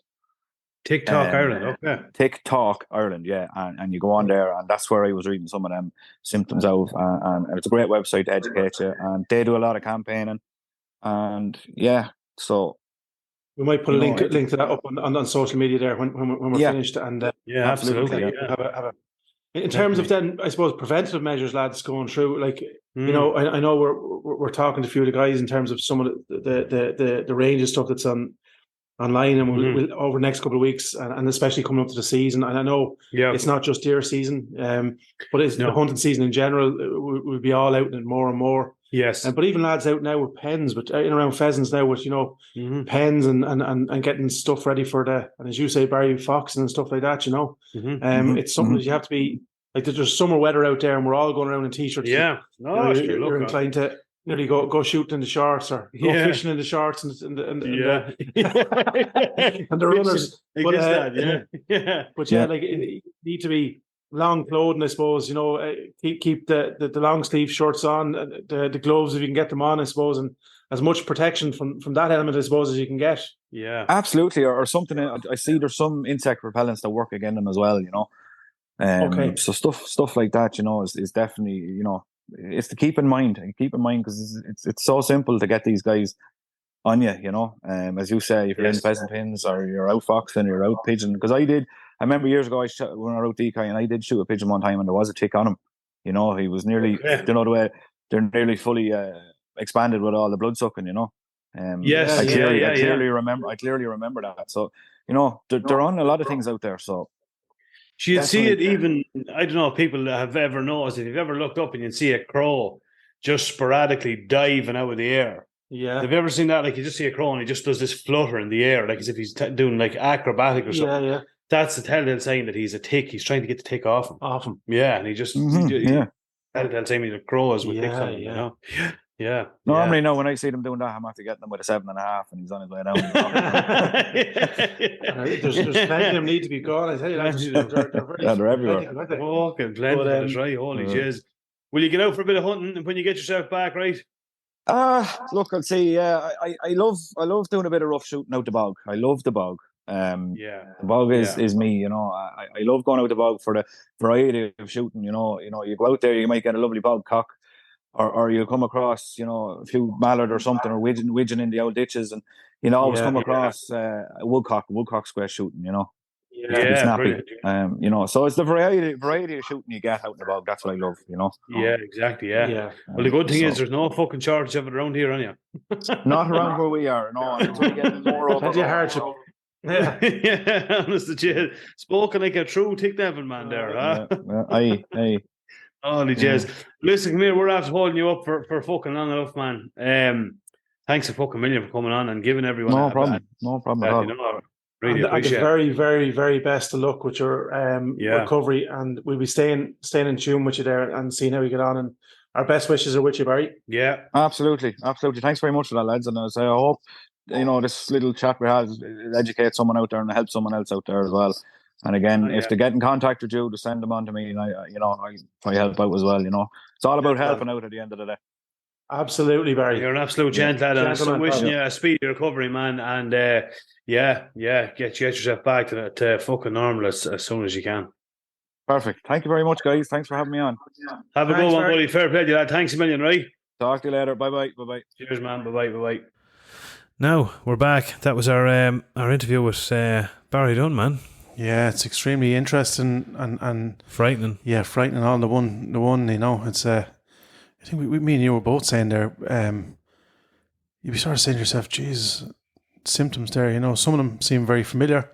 Yeah. Obviously not as, definitely not as debilitating as Barry has. But you'd be worried though, wouldn't you? You would, absolutely. I think if nothing else, I'll be going into this upcoming season with the help of God with a higher respect for just like we're in consultation, obviously, as we said. It's just that we wanted to get this out there because even though I think there's a numerous warnings now, even at the minute, that whatever strain that is given off this, the Lyme disease seems to be very prevalent at the minute.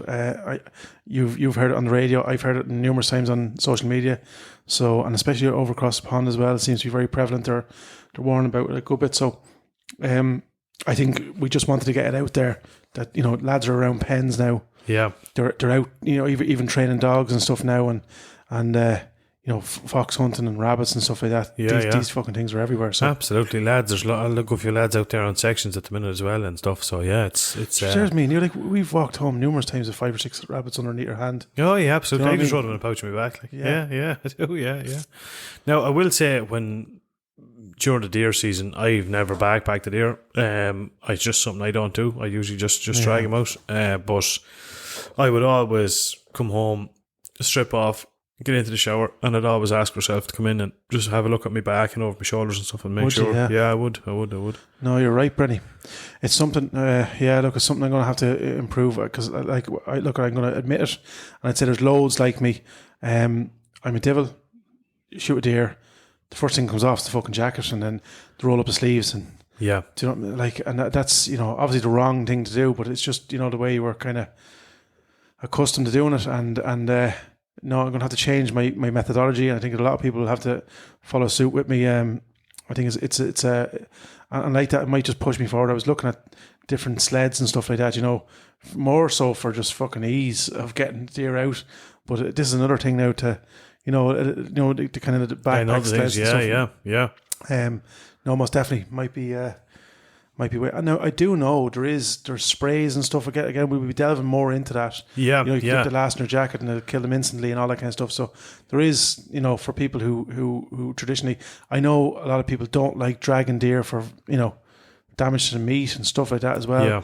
And especially around the time of the year, you can be looking unlucky if you're in the middle of January and stuff, and the ground is wet and sloppy and mucky. Yeah, it's the last thing you want to be doing is dragging your deer through that. But so I understand that. But look, on the other side of it, it might be a small price to pay, and there is other things, as I said, like the sleds and stuff. Yeah, absolutely. And the sprays at a very minimum anyway. That's if you are going to backpack a deer and you're not going to change it and stuff like that.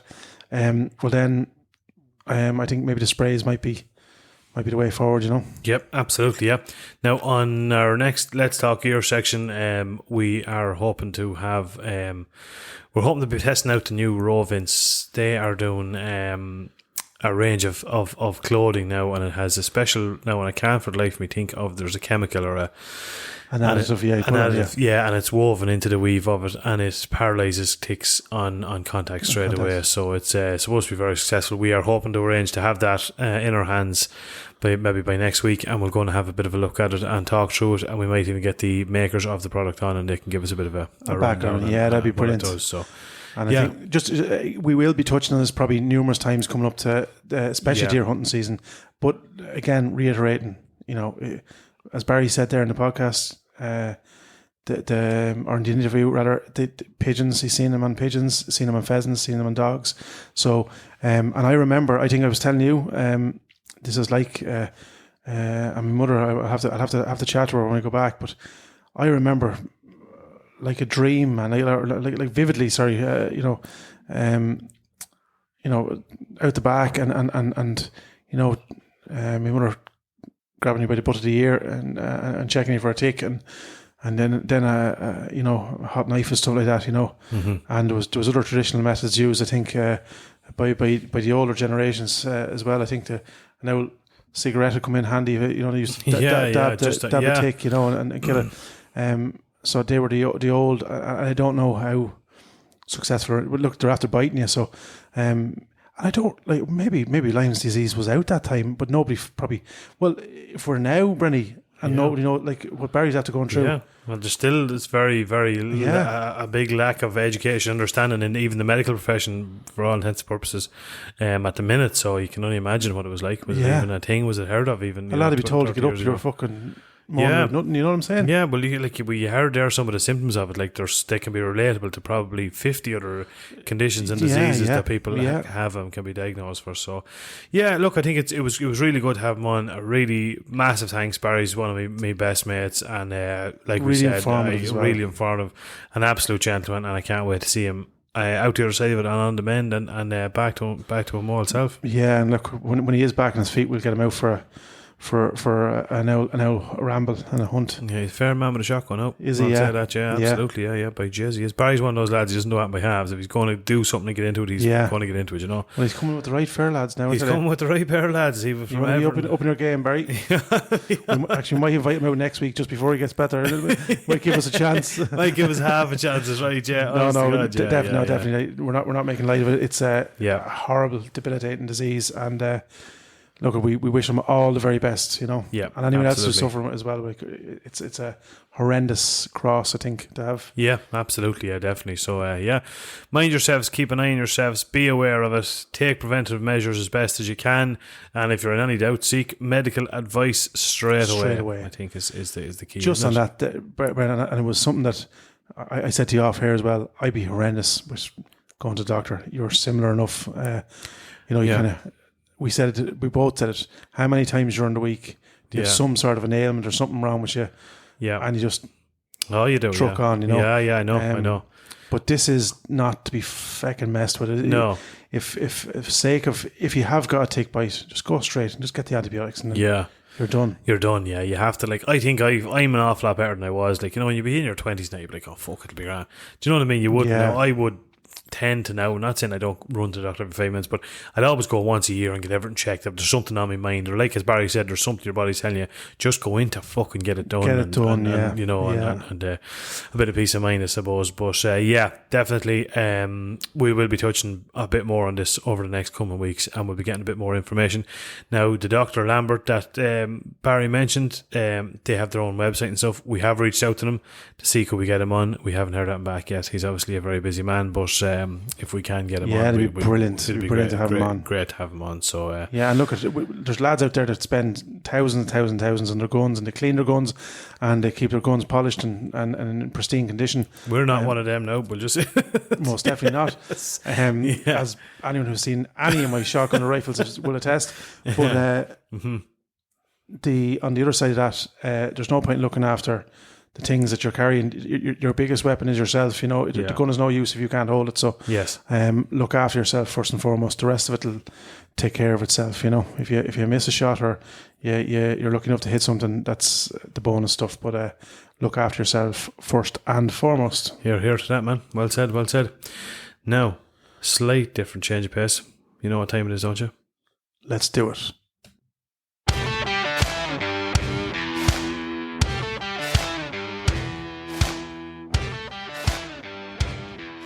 And now it's time for a little thing we like to call Let's Talk Gear.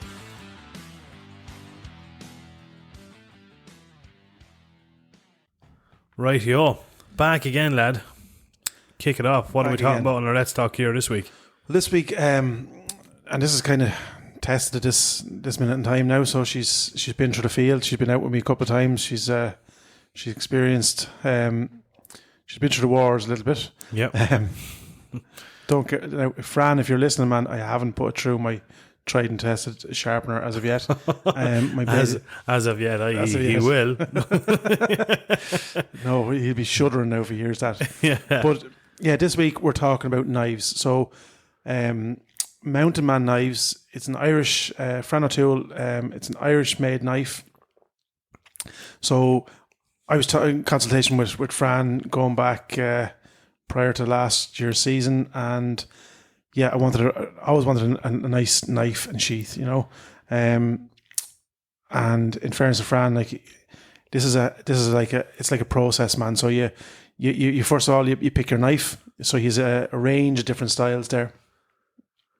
I think he's 5 main blade styles, you know: short-handed grollock, normal grollock, field knife, a small game knife, and a reaper. He's a gallery of knives there online, mountainmanknives.ie, Mountain Crafts as well, .com. And like you'll see, he kind of pairs the knife and handle with a similar colored sheath if you want, or an accompanying colored sheath. And I went with a full-handed grollock. So my knife is probably a kind of an all-rounder, you know. I find it like it's light. It's made from, and I'm going to get this correct now because it's important for all the knife aficionados out there. Yeah. The steel is an 80 CRV2 carbon steel. Again, in consultation with Fran, he's different finishes on that. I went with the gun-blued stonewash, yes, which you like as well, I think. I certainly do, yeah. Yes. And that gives it a little bit more durability in the field, so it stands up a little bit more to the elements and stuff. To the Anthony Grogan. To the Anthony Grogan, yes, yeah. absolutely. My cleaning methods. Oh my God, yeah. And and he gives you a little thing of like Vaseline, or you know, to keep the rust away. So as Fran, anyone who listens to the podcast with Fran, he'll peep back at it. He'll go through extensively looking after your blades and stuff. But yeah, the gun blue finish, the stonewash, I just like it. It's kind of like an old worldy style. I you know, it's not the shiny chromy look, and I just like it. It's kind of retro cool. looking. It's cool. Yeah, it's really nice. Yeah. The handle I went with, it's a Blue Dragon Juma. Again, he's multiple different resins you can choose from: reds, greens, blues, browns, blacks. I just wanted something that'd pop when it's on. fallen out of my hand on the ground, or placed on the ground rather. Yes, because I am a devil for it. I am when you're flipping over a deer. The knife goes down and then you spend half an hour trying to look for it. So yeah, it just shows up a little bit more in the, and the handle is attached with stainless steel hidden threaded pins. So there's no pins shown on mine. So for all intents and purposes, as you're looking at the handle, there's no pins going through it that you can visibly see.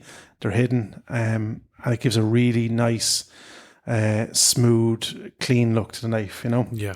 And then with the sheath, it's an 8 ounce Italian leather, and you can pick. And this is the cool thing about it. And you've seen the design of mine.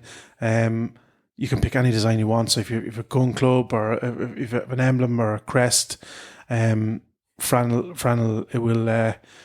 He'll put that on there with custom tooling design. I went with he gave me an ambidextrous sheath so it can go left and right. It's an X style loop on the back of it that can be worn in a few different positions, and front and back. So yeah, and it's and again on my top of my knife there's little like a piece of kind of like rope. I can't remember the name of the rope now, but and you put a little tie on it as well. Yeah, so you can put it around your wrist. Yeah, that's exactly, a good idea. Yeah, that's a good idea. So I also know there's some of the knives available that you can go with kind of luminous rope and so it'll bling in the nighttime or under a small bit of light. So yeah, and I'd recommend Fran for anyone that's if you're looking for a present for somebody and somebody who's into their hunting, into their knives. This is a cool thing. It's not something that you'd you just buy off the shelf. It's kind of it's exclusive to yourself, your design, your color, and you can mix and match. And he'll talk you through the whole process. So I found that kind of cool. I like that kind of stuff. Yeah, I like that too. Yeah, because you feel like you have a real input into it yourself. Like, you know what I mean? You're not just picking something Absolutely. off the shelf. And the nice thing about it as well, Bernie, like I'd hope that someday, many moons from now, I'm fucking long gone, that knife is going to be used somewhere, and that's the kind of, it's a legacy item thing, Absolutely. And I think that's really important. Yeah, it's one off. Yeah, it is. It's somebody maybe a grandson or a granddaughter of mine will be holding it in their hands, doing their own bit of hunting, please God, and they'll be able to say, I didn't know him, but this was my grandfather, great grandfather's. I just think that's kind of cool. Definitely, absolutely. I mentioned before my own grandfather had the little pen knife with the stereotypical one with the mother of pearl handle on it and the gold, well, real gold, but it was gold coloured fixings on it with and we still have it, and it's it's just like that. It's just a real cool thing. I remember him pairing a pencil with it, cutting his apple with it, everything. It was so it was a multi-tool of the day. Absolutely, yeah. Also, Fran has the gun and rifle slings. Again, made from Italian leather. You can inlay with all the different designs, and you can get them to match up with your sheath as well if you want. So yeah, like it's really, really cool. Really, really cool. I got my dad, as you know, one for Christmas, the gunsling. And I've got the family crest and a few inscriptions and stuff.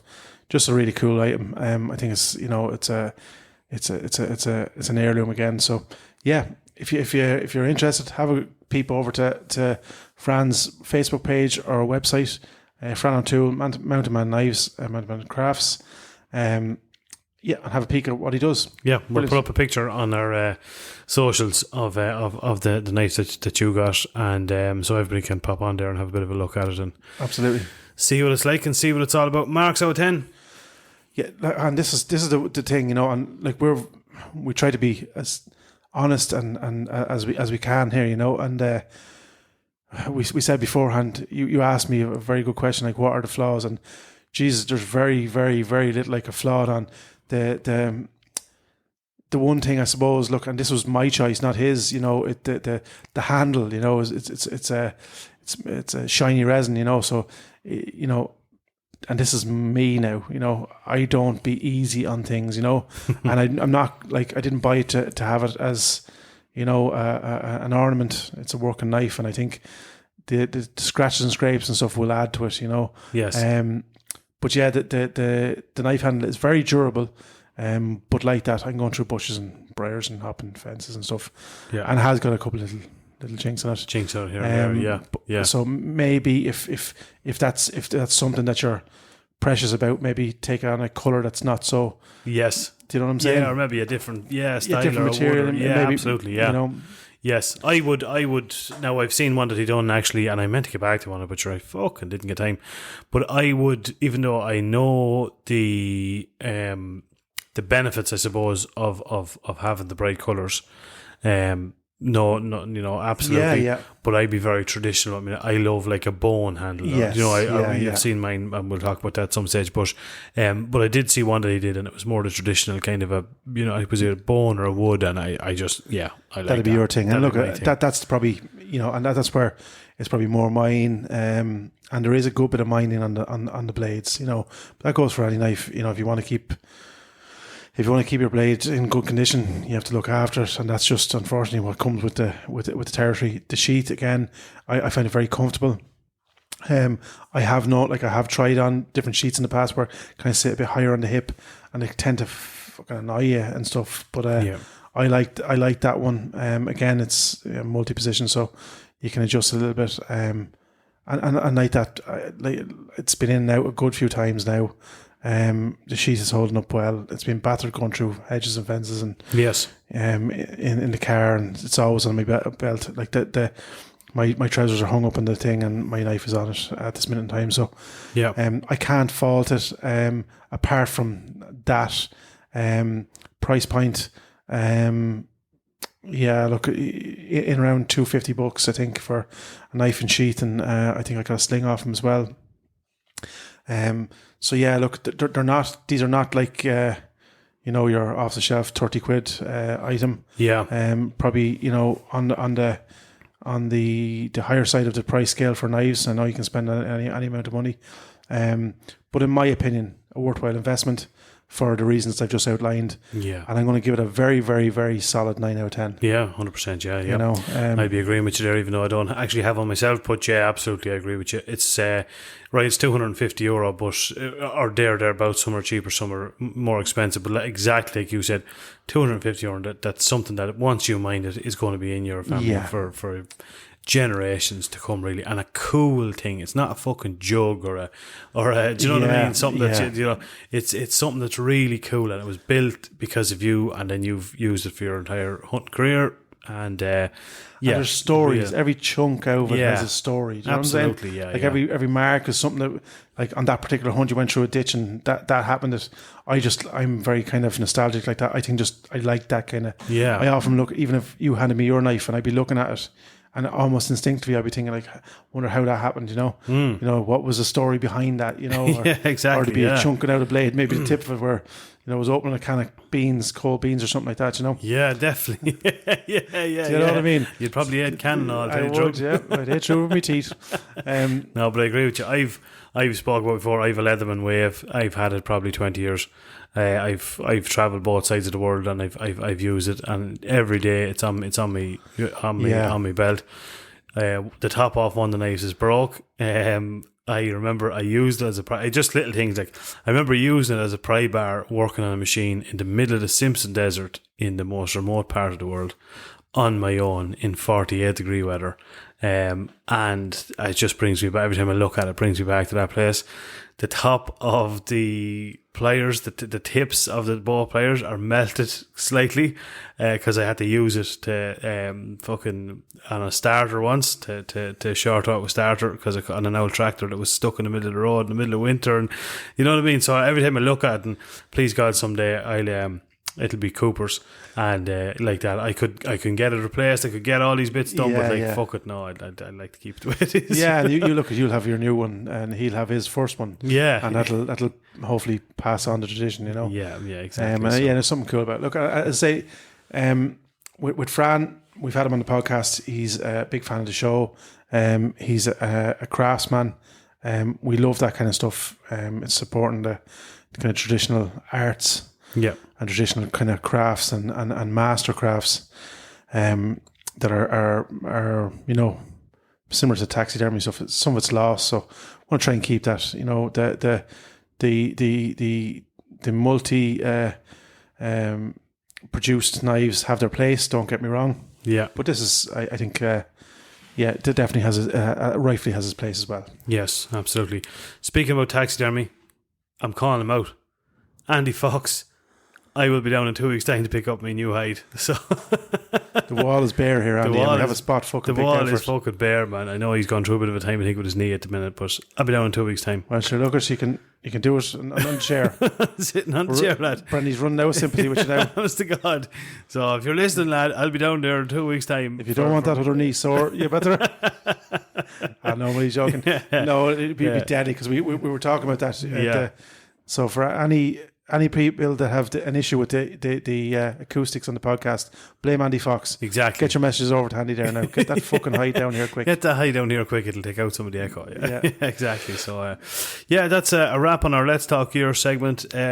Next week, depending on how things go, we might have Ro Vince on with some brilliant. So we've scopes and other stuff as well that we want to talk about. Yeah. So we've plenty of. We're just trying to kind of keep it varied. That we're not.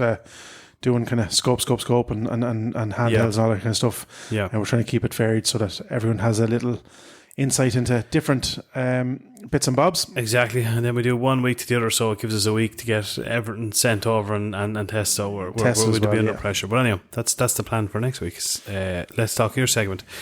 Come here, before we wrap it up, any plans for the coming week, or will you get out at all? Or I'm definitely getting out somewhere, Bernie. I have the itch now, so I need to get out and do something.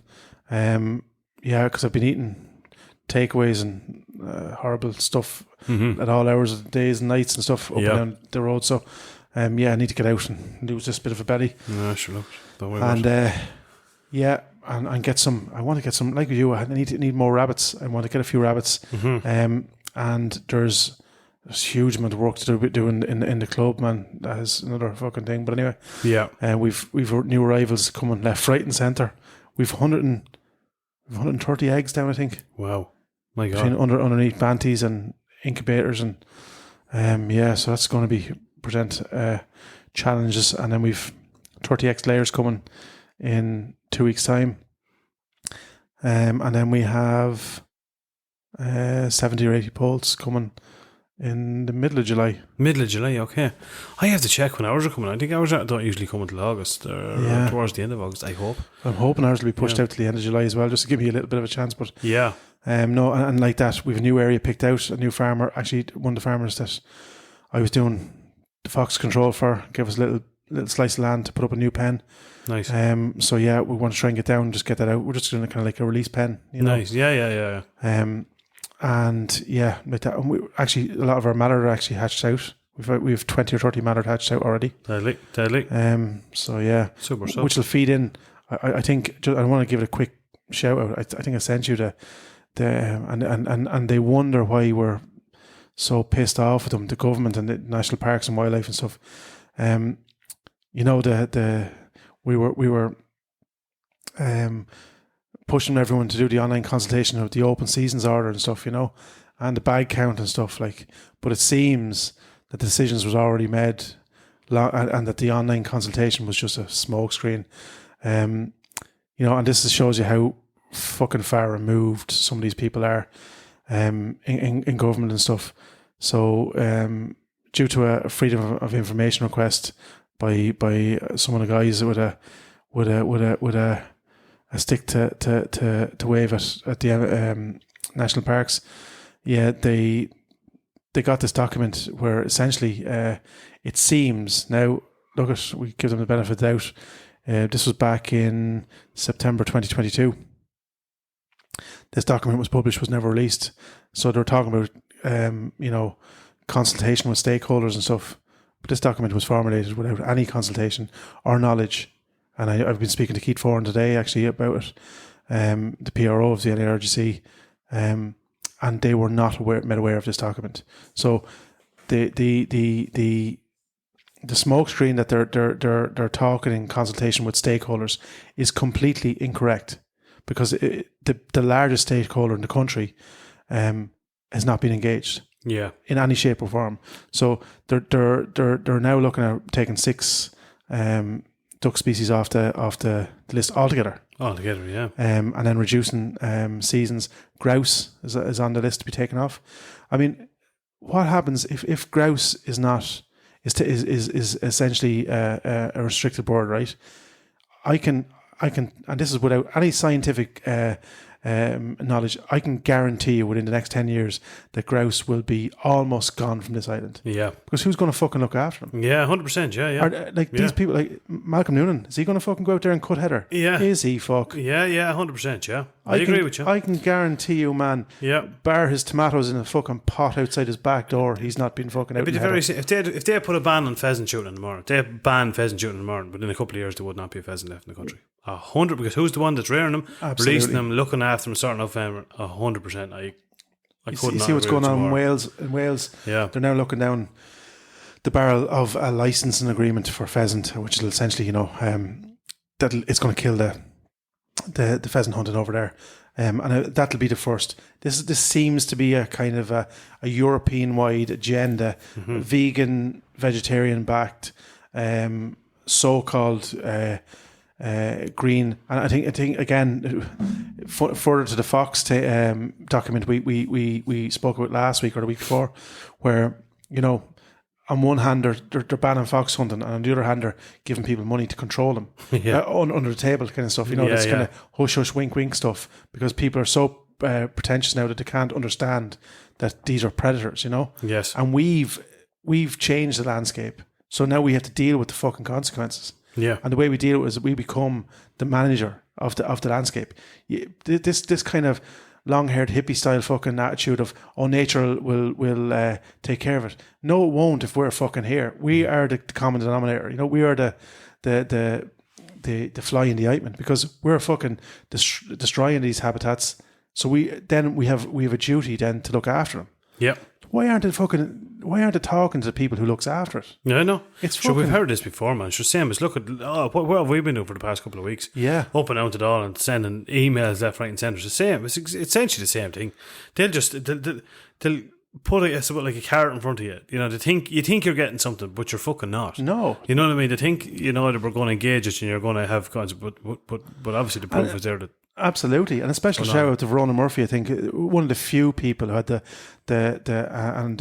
pardon the pun, the balls to stand up and say like what was going on with that report, and call it what it was, a fucking farce. I wasn't aware of her, and I'm after watching that video 100 times. She's absolutely brilliant. Yeah, like genuinely, just the way she gets her point across, and the way she's like so direct with it. It was just brilliant. And I just said, like, I'd love if she was a local electorate here. Absolutely. She'd have my vote in the morning. 100%, man. She's just the way, it was just absolutely brilliant. And it was just so, and it just showed the level of absolute, complete and utter incompetence around the forming of that document. Like the most basic of questions and the vaguest of answers I've ever heard in my entire life. I cannot wait till Minister Brown goes around his constituency, because judging by the messages we're getting, he's going to have some questions to answer.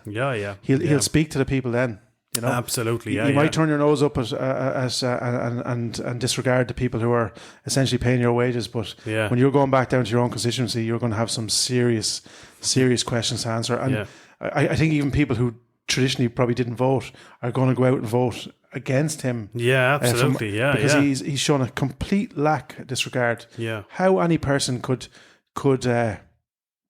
be so condescending, in my opinion, to say that, no, I'm not going to talk to you. I'll talk to you then, and then when that time arises, then no, I'll talk to you then after that. Keep pushing the boat out. Yeah, absolutely. 100%. Do you realise you are a paid elected member of Dáil Éireann, which means that the people of this country pay your fucking wages, man. You have a duty to speak to them. Yeah, I agree. 100%. A duty. This is not I'm very busy, but I'll give you a bit of my time. This kind of fucking attitude. You're there because we put you there. I agree. Do you know what I'm saying? Yeah, definitely. I agree. And hopefully, I look at they'll re-put this off. If people, we've asked for this, we've been more than fair. We're not even going to get into it.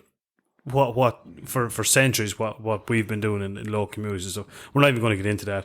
We asked the most basic of requests. I'm 35 years of age. It's the first time in my life I've ever turned to a politician and asked them for fucking anything. Yeah. And we've heard it from the time we were kids that such a crowd, that crowd, you'll do nothing and you'll hear nothing, and that's just the way it's been. And I always just thought that was kind of an old begrudgery way of going, and I can see it as clear as day now. As clear as fucking day. So, but look, there is politicians there willing to. Oh yeah, to do the work. So yeah, I was just talking, just a quick insight into that. And I know we're running tight for time, but so. On this open season order now, they're now looking at 6, golden eyes and plover, gadwills, all being removed completely. Snipe, widgeon as well, I think. Yeah, snipe being pushed from out till the 1st of November, and woodcocks to stay as November. The woodcock agenda seems to be a bit of a smokescreen to keep it off the ducks. That was their seems to be their ploy. Everyone was kind of focused on the woodcock because they thought that was they were publicising the woodcock under pressure, and all the while then it was to sneak this little document in. But last year the NARGC alone, right, just alone on mallard and duck provision, right, how much was spent just on that? 80,000 by the NARGC, which is funded by members. Not 1 cent of that is funded by the government. 80,000 between, and that figure is going to increase this year because, you've duck nesting tubes. You have the subsidy on the mallard. And then that's not including the vermin, the subsidy on the vermin. Yeah. So for every vermin trap that's bought by a gun club, they can claim half that back through the NARGC. So that doesn't include. So that figure is probably closer to, I don't know, 100,000 maybe on a round figure. So just on that element alone, if duck is taken off, which they're chipping at the edges now, where's the new matter going to come from? Where's the new habitats going to come from? Yeah. 100%. Who else is Malcolm Noon? I seen him. He was delighted. It's in Rural Pursuits, which we'll chat about. He was delighted to be seen cutting a fucking rope down there on the Ballydangan project, and to be seen to be front and centre of that with the great work that the guys are doing down there, members of the NARGC, I might add, and the hunting community, and he was delighted to be front and centre to take the picture, with Birdwatch Ireland and national parks. But who's doing the fucking work down there? Yeah. Who's out there this minute now at fucking 10 o'clock? Is there any member of the national parks down there? Yeah. 100%. Is there any members of the Green Party? Yeah. No, they're fucking cycling a bike up in the bus lane or the bike lane in fucking Phoenix Park. Yeah. Do you know what I'm saying? Yeah, 100%. Yeah. Yeah, I know. Do you know what I mean? Pretend to be fucking green. 100%. I agree with you. Yeah, there's some serious fucking serious. I just can't. I'm looking forward to the next election. Now it's as simple as that. Oh, yeah. I genuinely am. But it's good. Like I think that on the plus side of it, for me anyway, I think the probably 200,000 licensed gun holders in the country. I think the good thing that's come out of it is now I think everyone's looking forward to the next vote. Whereas elections that come and go and you wouldn't give a fuck about it. You'd be like, oh, it's the same shite the whole time and just this, that and the other. Whereas now I think I'd say there's 150,000 people out there cannot wait. It's gas because traditionally now, you know what I mean, the hunting community is kind of being like, oh lads, don't make a fuss now. Yeah. You know what I mean? We're all right, you know what I mean? It is no, because you don't want to be seen to be, aggressive or overt because they're looking for any chance now to take the gun off you. Yeah. But there's a tidal change now where this is, and we're not encouraging anyone to be aggressive, but we're encouraging people to vote with their feet now and tell these politicians who've done so much for us in their own words and given us so much of their time and all that kind of stuff. Really, what we're thinking of. We don't want some throwaway document. You apply for that there and see what you can get out of that. We want real fucking change here. Yeah, but I think, and again, I'm not gonna everyone will fucking vote themselves, but it's very easy for them to come in and say they'll do this, that, and the other. Like, we've heard that 1,000 times. The fact of the matter is they haven't. Do you know what I mean? That is essentially they haven't. We've asked them 1,000 times. We've done everything we could do, and they haven't. So for them to come on your doorstep and say, "Oh, we're going to do this, that, and the other," to me straight away, I just call it complete bullshit. That I just like, no, you won't. Like 100%, I don't. So I'd be leaving it up to, well, what, you know, absolutely. If there's a fresh fucking pair of legs in here, yeah. What are you going to? Well, but don't just talk about it. Don't, you know what I mean? If you're going around and campaigning to some of these people, do your research. Don't come in and say, "Oh, well, I think gun clubs are great." Oh, do you? Yeah, great. Is that it? Yeah, add to that, or what do you know about us? What do you know about us? What are we doing? What are we looking for? Yeah, 100%. So yeah, look, talk. And I think as well as that, Brenny, like there's, I think the Farmers Alliance on the Long Acre page there put up a poll. They're considering putting either forming a new party or running as independents. And they gave a poll. I voted for running as a new party. Mm-hmm. But I also put a comment there to maybe formulate a countryside alliance, you know, so it incorporate, and we've spoken about it, the farmers equestrian, anglers, fishermen, hunters, all them as you know, bog owners, you know, mm-hmm. And kick back at this kind of greenwashed bullshit, man. Yeah. You know what I mean? Like we're here now listening, right? That the national herd is going to be culled, and we're going to be importing beef from fucking Brazil. At the same time, they're cutting forestry over there in preparation for the EU culling their herd, because they know that beef is not going to fucking drop. It's just going to be sourced somewhere else. Yeah. And then the peat, we're stopping cutting here. Yeah, shutting down. It was shut down yesterday at the plant below, making the. And we're importing fucking peat and coal. And, do you know what I'm saying? Yeah, yeah. That's 100%. fucking forward thinking. Yeah. Yeah. And all for what? Like, why are we doing all this? If there's someone says, why are we doing all this? We're doing all this because they're afraid they're shite, that if they don't make the proper targets that they commit to in the EU, they're going to get an immersive Jesus fine. Yeah, and the gas thing about, like, bog cutting was already declining, right? Naturally. That would have phased out. So you would have gave the older people, and even some of the younger people in traditional rural areas, the chance to phase that out naturally. Yeah. And so they'd have a chance to transition to newer technologies. So when they're fucking their solid fuel stove that they cooked and cleaned and hot water with, when that eventually burnt out, they might consider, you know, a gas boiler or a heat pump. Yeah. But there's a lot of people who would have had, you know, these, you know, and there's a lot of life left in them, and they've they're looking at maybe spending 20 fucking thousand on a heat pump. But like, even just on that, like, right, we're sitting here in my house now. My house study built about a year ago, right? This is one of these new fan angle air to water fucking systems in the house, right? This system cost me about 22 grand. Yeah. Right? But for this system to work for me for 22 grand, I had to put in fucking triple glazed windows, you know, full fill insulation on the floor, the whole lot. So I honestly don't think 20 grand would even scratch the surface if you decided, right, I'm going to put one of these. You know this, you're in the trade. Absolutely, as well as I do. Yeah. So, like, fucking forget about that. Then, not to mention, what are we relying on for this house? Electricity. Yeah. Do you know what I mean? And you know as well as I do, the electricity bills are outrageous. And this is what I'd say to anyone, right? I have an oil fuel burner, I have a solid fuel stove, and I have electricity. I have 3 ways of fucking heating my house if I so wish. And the more options you can have, the better, because if they pigeonhole you into having an electric car, electric heating, electric lighting, you know what I'm saying? You know, and I'm not saying this is any kind of voodoo fucking, you know, control thing, you know, but it would be nice for them to have if options. And I remember my grandfather years and years ago, right? And they were all kind of Lord of mercy on him, right? They were all trying to convince him, oil that is the way to go, you know, his kids and stuff. And I'll never fucking forget it, right? And he says to me, young lad, he says, they want me to put in an oil burner. He says, how much is one of them? I said, I suppose it'd be 1,500 quid. And he says, and then and a tank. Yeah, and I said, that's another 300 quid, I suppose. Yeah, you're 1,800. And how much to fill the tank? And say it was £1,000 a time. So he said, yeah, now we're nearly at £3,000 there. He said, and then I have to pay a lad to put it in. And he says, sure, that's going to cost another 2,000. That's 5,000. And he says, and then he says, how long will I get out of a fill of oil? I said, sure, you probably get away with 2 fills a year. So €2,000, yeah. Yeah, sure, that doesn't make sense, young lad, he says. He said, I buy a plot of turf there, he says, €300, he says, and fill me shed with it. And that heats me water. That I do all the cooking on it.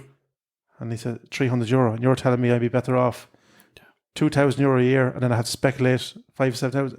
Yeah. He said, sure, you're mad. Yeah, I know. Yeah, it's the truth. Yeah. Do you know what I mean? Oh, yeah. Look, when you bite it down, 100%. Yeah, definitely. Yeah. And don't get me wrong. I know that you know what I mean? But like, well, like we could all say, like most people say to the answer like that. Yeah, right. Fair enough. It's more expensive, but think of the environmental damage. And like, we're not saying that's not a thing, or not saying, but like people, I think the vast majority, a lot of people in Ireland are absolutely pushed to the fucking limits financially at the minute. And for them to say, look, I'll suck it up if it's going to cost me another $2,000 a year if it's helping the environment. Like, to be blatantly honest about it, they'd like to if they could, but they probably can't. But that's on top of the madness that was like just a couple of months ago, Bernie. They were talking about lights having to be turned off because there wasn't enough electricity in the country. I know. So you have, pardon the pun, you have a fucking lunatic on a bicycle up in the Dáil, right? Flying around pretending that his way is the way to go. Yeah. And then at the same time telling you, well, we mightn't have the electricity there to power your car to get to work. We're on an amber warning at the minute. Yeah. The countrywide, the ESB at the minute is on an amber warning. Now, and that's the middle of fucking summer. That's the middle of fucking summer, lad. We're on an amber warning at the minute because these data centres are drawing more power than they had anticipated.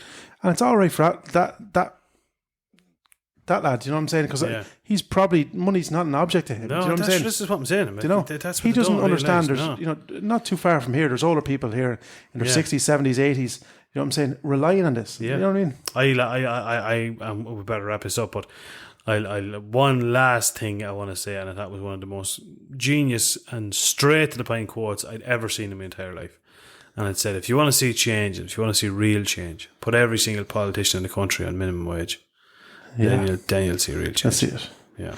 The people in this country have the answers. They don't need to be told by or have polls or fucking. If you want to do something real about fucking environment, ban plastic in the morning. You know, you go into shops and all apples are packed with plastic. Ban all that. Just say from tomorrow morning you can't have it. Yeah. You have to bring it home and do a little bit of work. Wash your apple. You know what I'm saying? Do you know what I mean? Yeah, 100%. Yeah, that would do more for the environment overnight. Yeah. Do you know what I mean? Yeah, it would. Before we go, Rural Pursuits. Rural Pursuits is out. Very good. Yeah. I got a couple of copies of it there today. It's great gas. All the neighbours, you've a write-up in it. I've a write-up in it. And the Bow Noel Swan, who was in here for one of our podcasts, he has a write-up in it. I literally didn't even get much of a chance, man, to read it much. I have a glass through it, so I'm saving it for... I'm 3/4 way through. I haven't even got to our bit yet, but I found it brilliant down in Mullingar Hospital. I brought it into the hospital with me, actually. Brilliant. And it was great when I was having a rest, and rather than the phone, I thoroughly enjoyed every minute of what I've been reading so far. Yeah, no, it's absolutely excellent. Noel's a very good article. There's something for everyone. There's shotguns, air rifles. There's everything you want in there. Perch, pike, trout. Yeah, the whole job, sea fishing, everything that's in it. Look, we hope everyone enjoys our little piece and contribution to it. Yeah. It was an honour to be asked. I think we speak for both of us. Yeah. And this magazine is gaining traction now. I think it's in nearly every reputable gun shop across the country. I even seen it down in Centre Gold the other night. Yeah.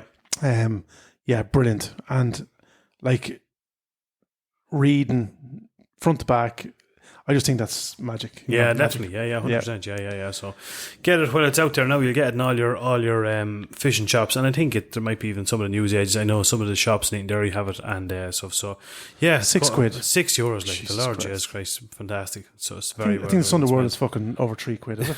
Probably isn't for a ball of shite. That's the folk. Yeah, exactly. Yeah. No, so get a look at it. No, Sunday World is great. It gives you great insight into all the great stuff. I take that back. No, the bit of reading that's in it is good, but it's like good. The fucking 25 pages of ads. Yeah, I know. See, they're trying to catch for everyone, and there's like all these other magazines. Anyway, I don't need my fortune told. I don't need a new lover. I don't need. Yeah, agony aunt. Yeah. Honest to God. Fuck's sake. Stop. Yeah, Right. yeah. You have him on a roll now. We'll fucking stop it here before he goes off. Stop. On Yeah, sorry. yeah. Listen, thanks for listening. I hope you all enjoyed that. Thanks again. A massive shout out to Barry Dunne. I really appreciate you coming on, man. It wasn't easy, and we will be talking more obviously on Lyme disease in the coming weeks, and we'll be keeping everyone updated. Over and out, Brady. Over and out. Have a good one, man. Take care, buddy.